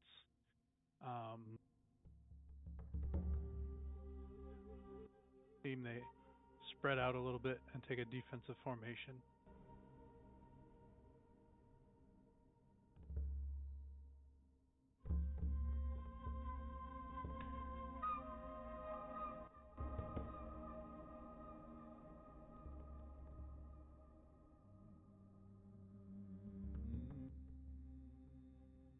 Looks like they do some sort of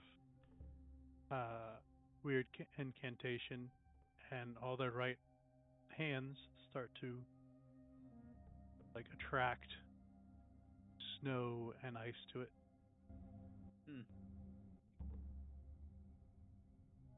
We mean no harm. I say, giant.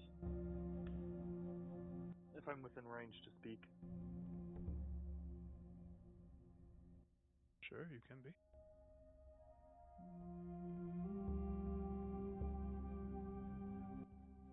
I feel one will drop that and step forward. What is it you seek in Giant? We seek the Cloud City. Do you know where it is? I feel ridiculous asking that question. They're just going to point up.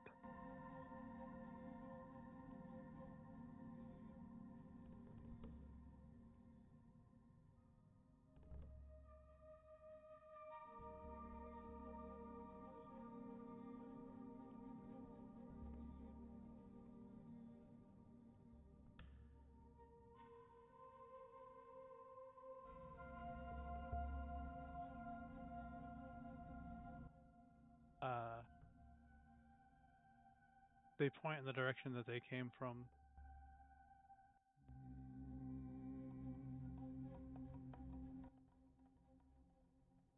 4 months travel that way.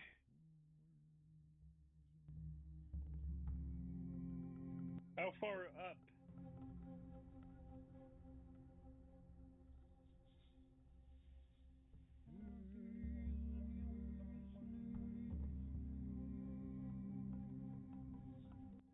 Do they know?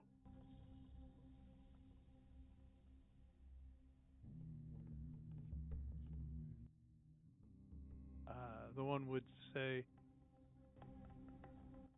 it dances among the clouds.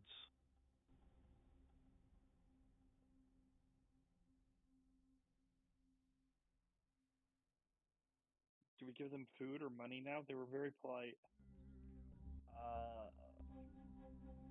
I don't think they have a use for our currencies, and our meals are really small. We could just say thank you and leave. No, I'm gonna be nice. Do you want food or money?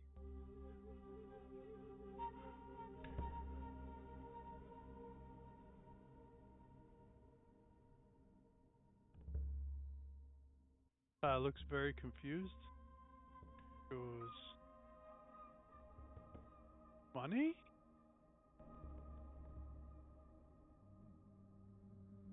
I'm gonna make a little bag and fill it with 500 iridium and throw it to them. So Mars is like, no, okay. They wanted money, so I give them money. They helped us. I don't use money. They're tribal. I asked them if they wanted food or if they wanted money, and they said money. Okay. I'm gonna subtract 500 iridium from my pouch. It looks in there. Shakes it.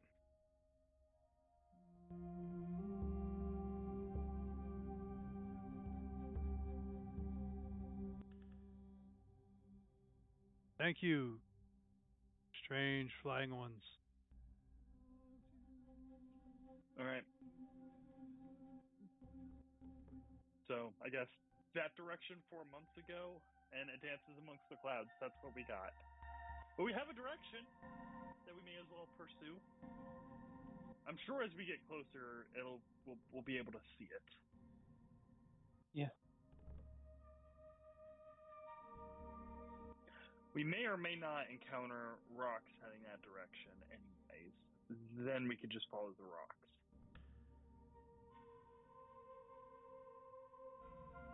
I wonder how Corpse Eater's doing.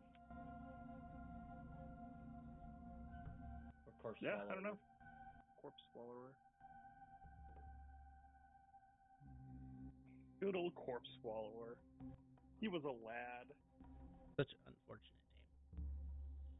Right? I mean, I get its meaning now.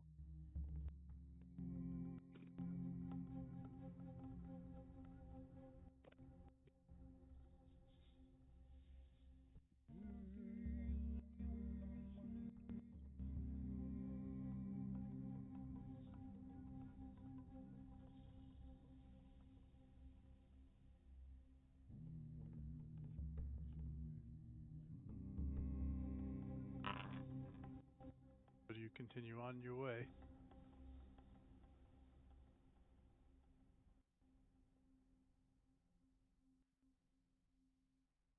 Yeah, following the direction they gave us.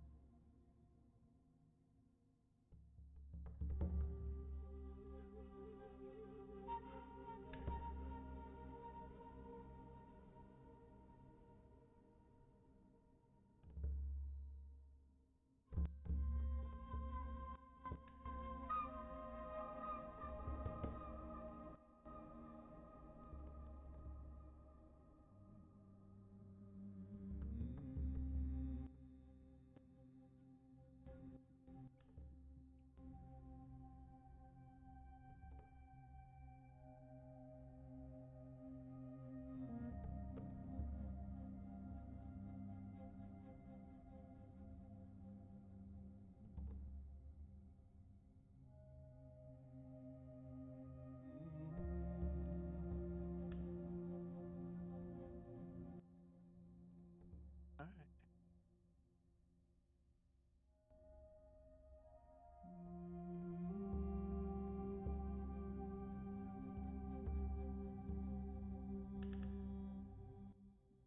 They get to dark. You guys lose track of the road.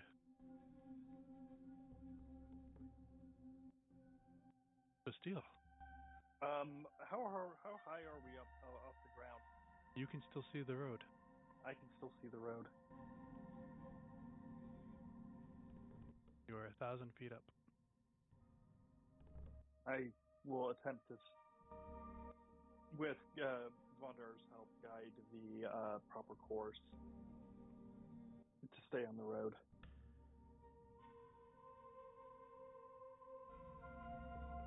Although I'm not sure necessarily that this road will, where this road is going.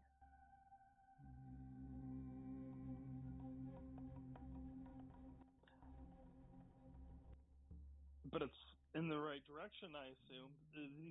I think that these white lines are supposed to be air routes.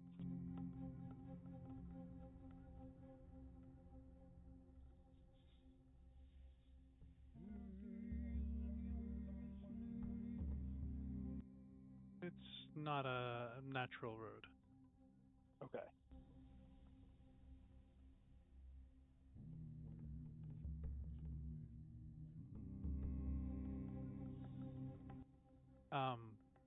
You guys travel. You get to the end of your 12-hour travel. Bastille, as your 12th hour is coming, you see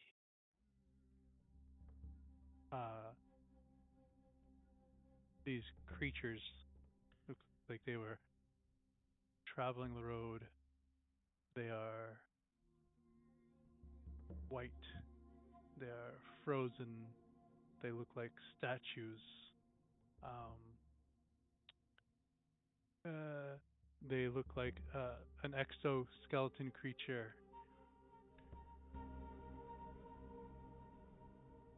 Can I identify them with any? 7 of these things, and they look like the mother alien. Oh God. I'm the only one who can see them. Yes. Does anybody recognize this monstrosity? And I'll conjure an image of it. What the fuck? Take my guild card and look at the image, see if the image or thing recognizes it.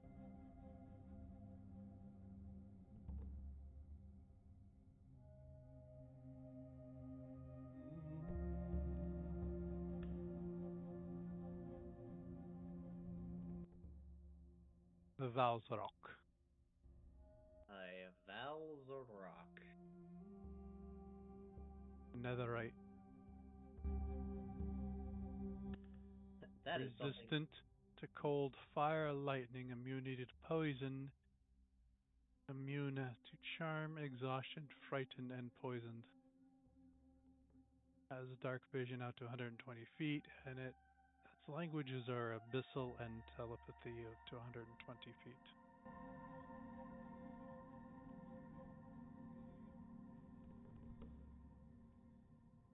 Something tells me that it should not be here.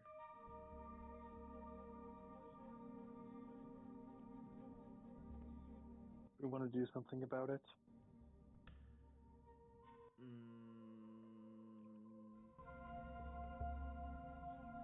I mean, can't you just like decimation bolts it and call it good? We're 1,000 feet off the ground, aren't we? Yes. They have not moved. They're stationary. They have not moved an inch. Roger that. We'd have to descend to about 450 feet. But I question if this is something for us to deal with.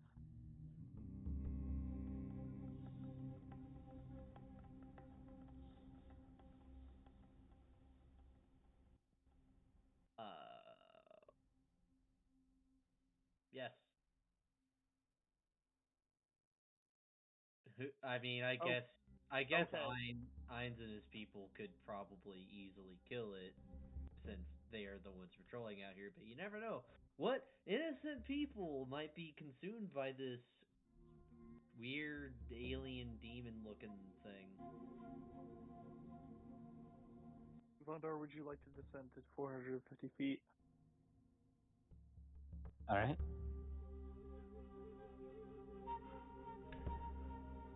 Yeah, I'll blast him with the decimation bolts.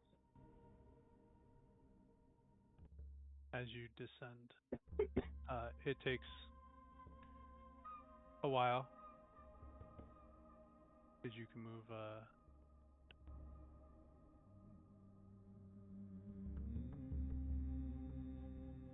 You can move 210 and around, and you want to go down 600 feet. So, in half a minute you've been here, they have not moved an inch. And they're not like they're in like a sleeping position. They're like in like a walking formation.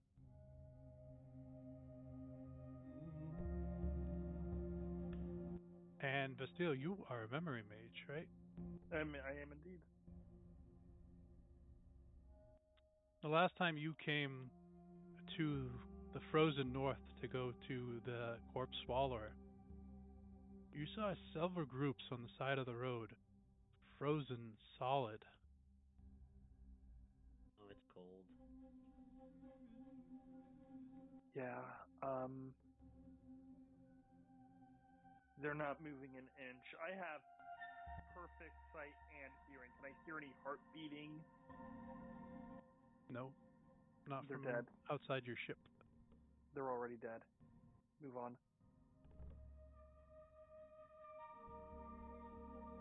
That's the frozen north. Which, speaking of Storm, how are you holding up?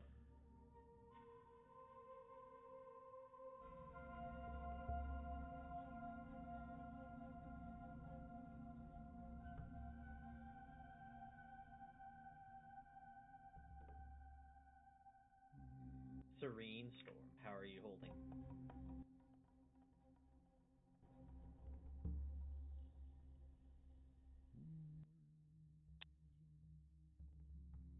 It is cold. Oh.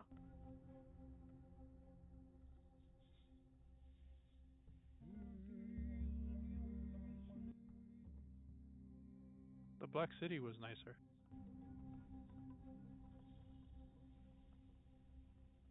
Do you think that you're going to become frozen, or you think you can keep going?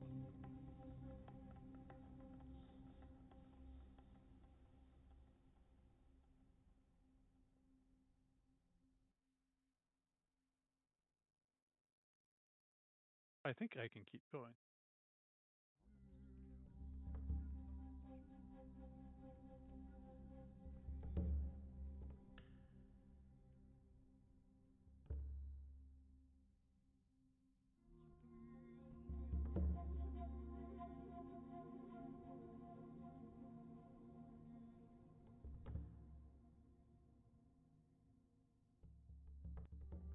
As Simimar says that for those of you that need rest, you have hit your 12-hour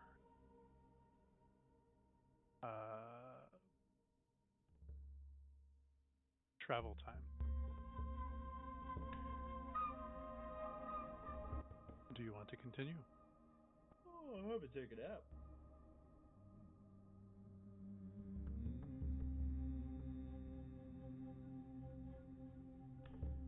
I only need 5 hours of rest, so why don't you guys rest and then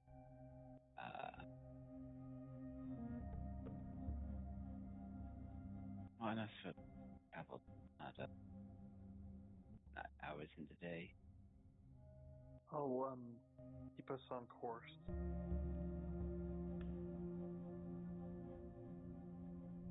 I don't need to rest.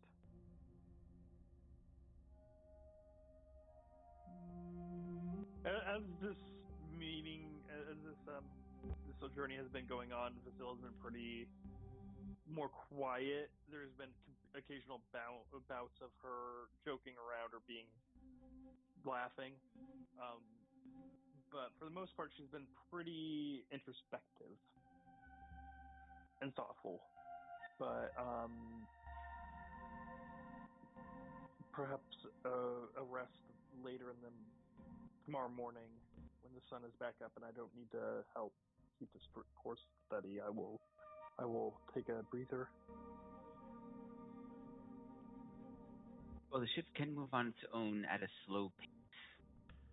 So if Okay. someone's keeping watch for Cloud City, I think we can keep going and get a rest. Sure. I prefer to rest during the day. And if we come across the Cloud City, I'll only be able to see it if we get extremely close. And I feel like if that happens, then the Cloud City is going to find us before we find it. Yeah. Is that a bad thing? Not necessarily.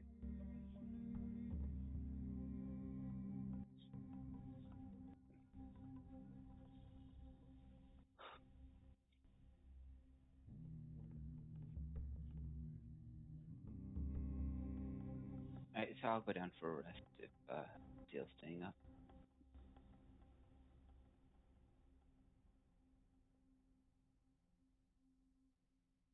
With dawn, when the sun comes up, I'll go down.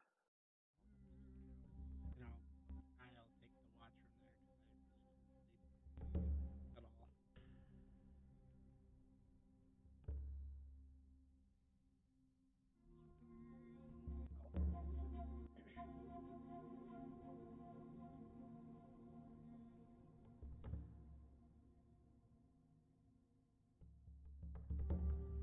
What happened to Czar?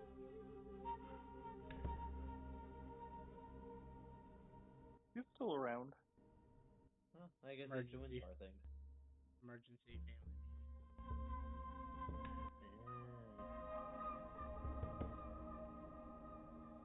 Hear that, or someone forgot him at Dad's workshop again. You just hear this tiny hammer. Ting, ting, ting. I need to have a conversation with Feldnut next time he's available. I suppose Czar too. Both of them.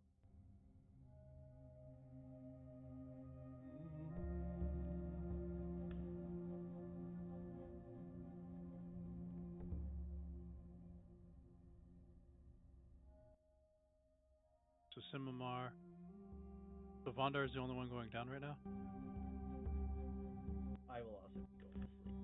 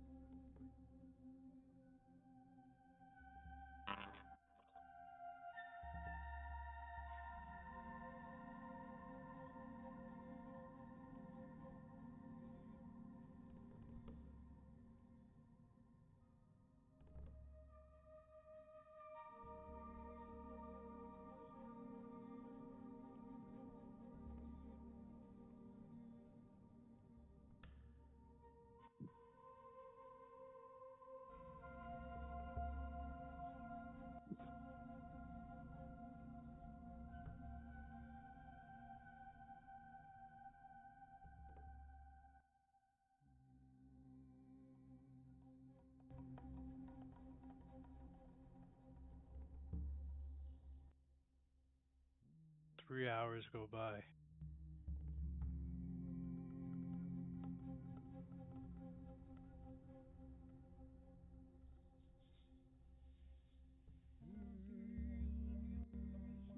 Vestia. Yes.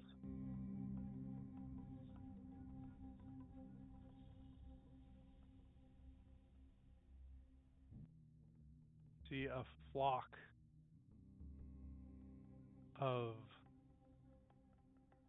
white dragon wormlings.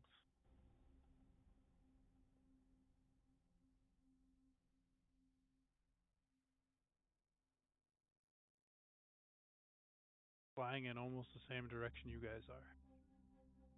You guys are overtaking them. You are faster.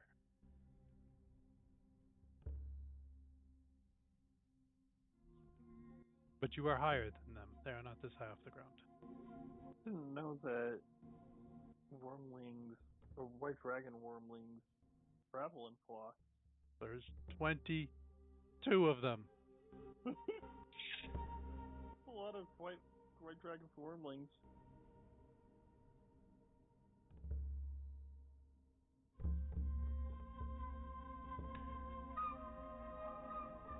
I do not intercept.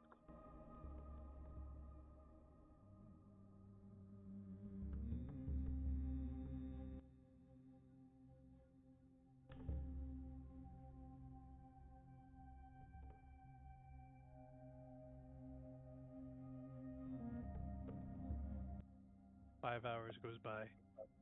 Yeah.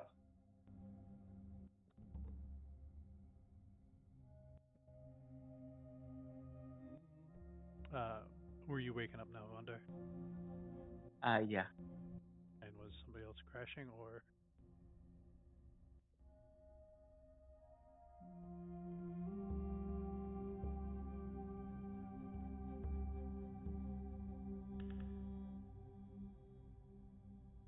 I will offer to take over if the steel wants to sleep. The sun is up. Not yet. Okay. Well, go ahead.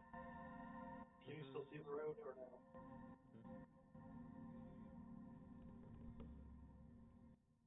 No.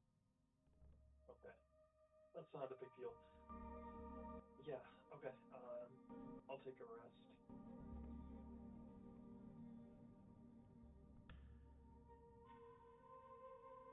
And by take a rest, the seal is just going to find a corner in and just kind of reflect and think.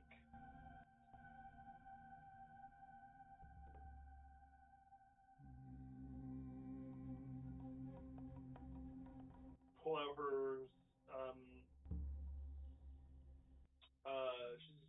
If anybody's observing her, she is going to be in the corner. She pulls out her old spell book and kind of flips through it, almost like, and then flips all the pages all at once, kind of almost dismissively. Thinks for a little bit, puts it away. Thinks for a little bit. And that's with you.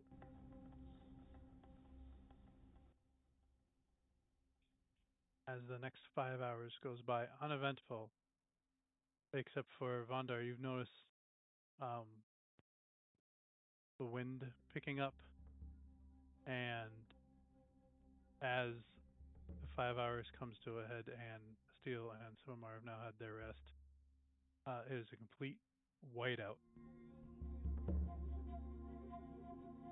Huh. Did we get snowed in? And as you guys are flying through this storm, we will end the session there. Nice. Fun. Thank you for the session.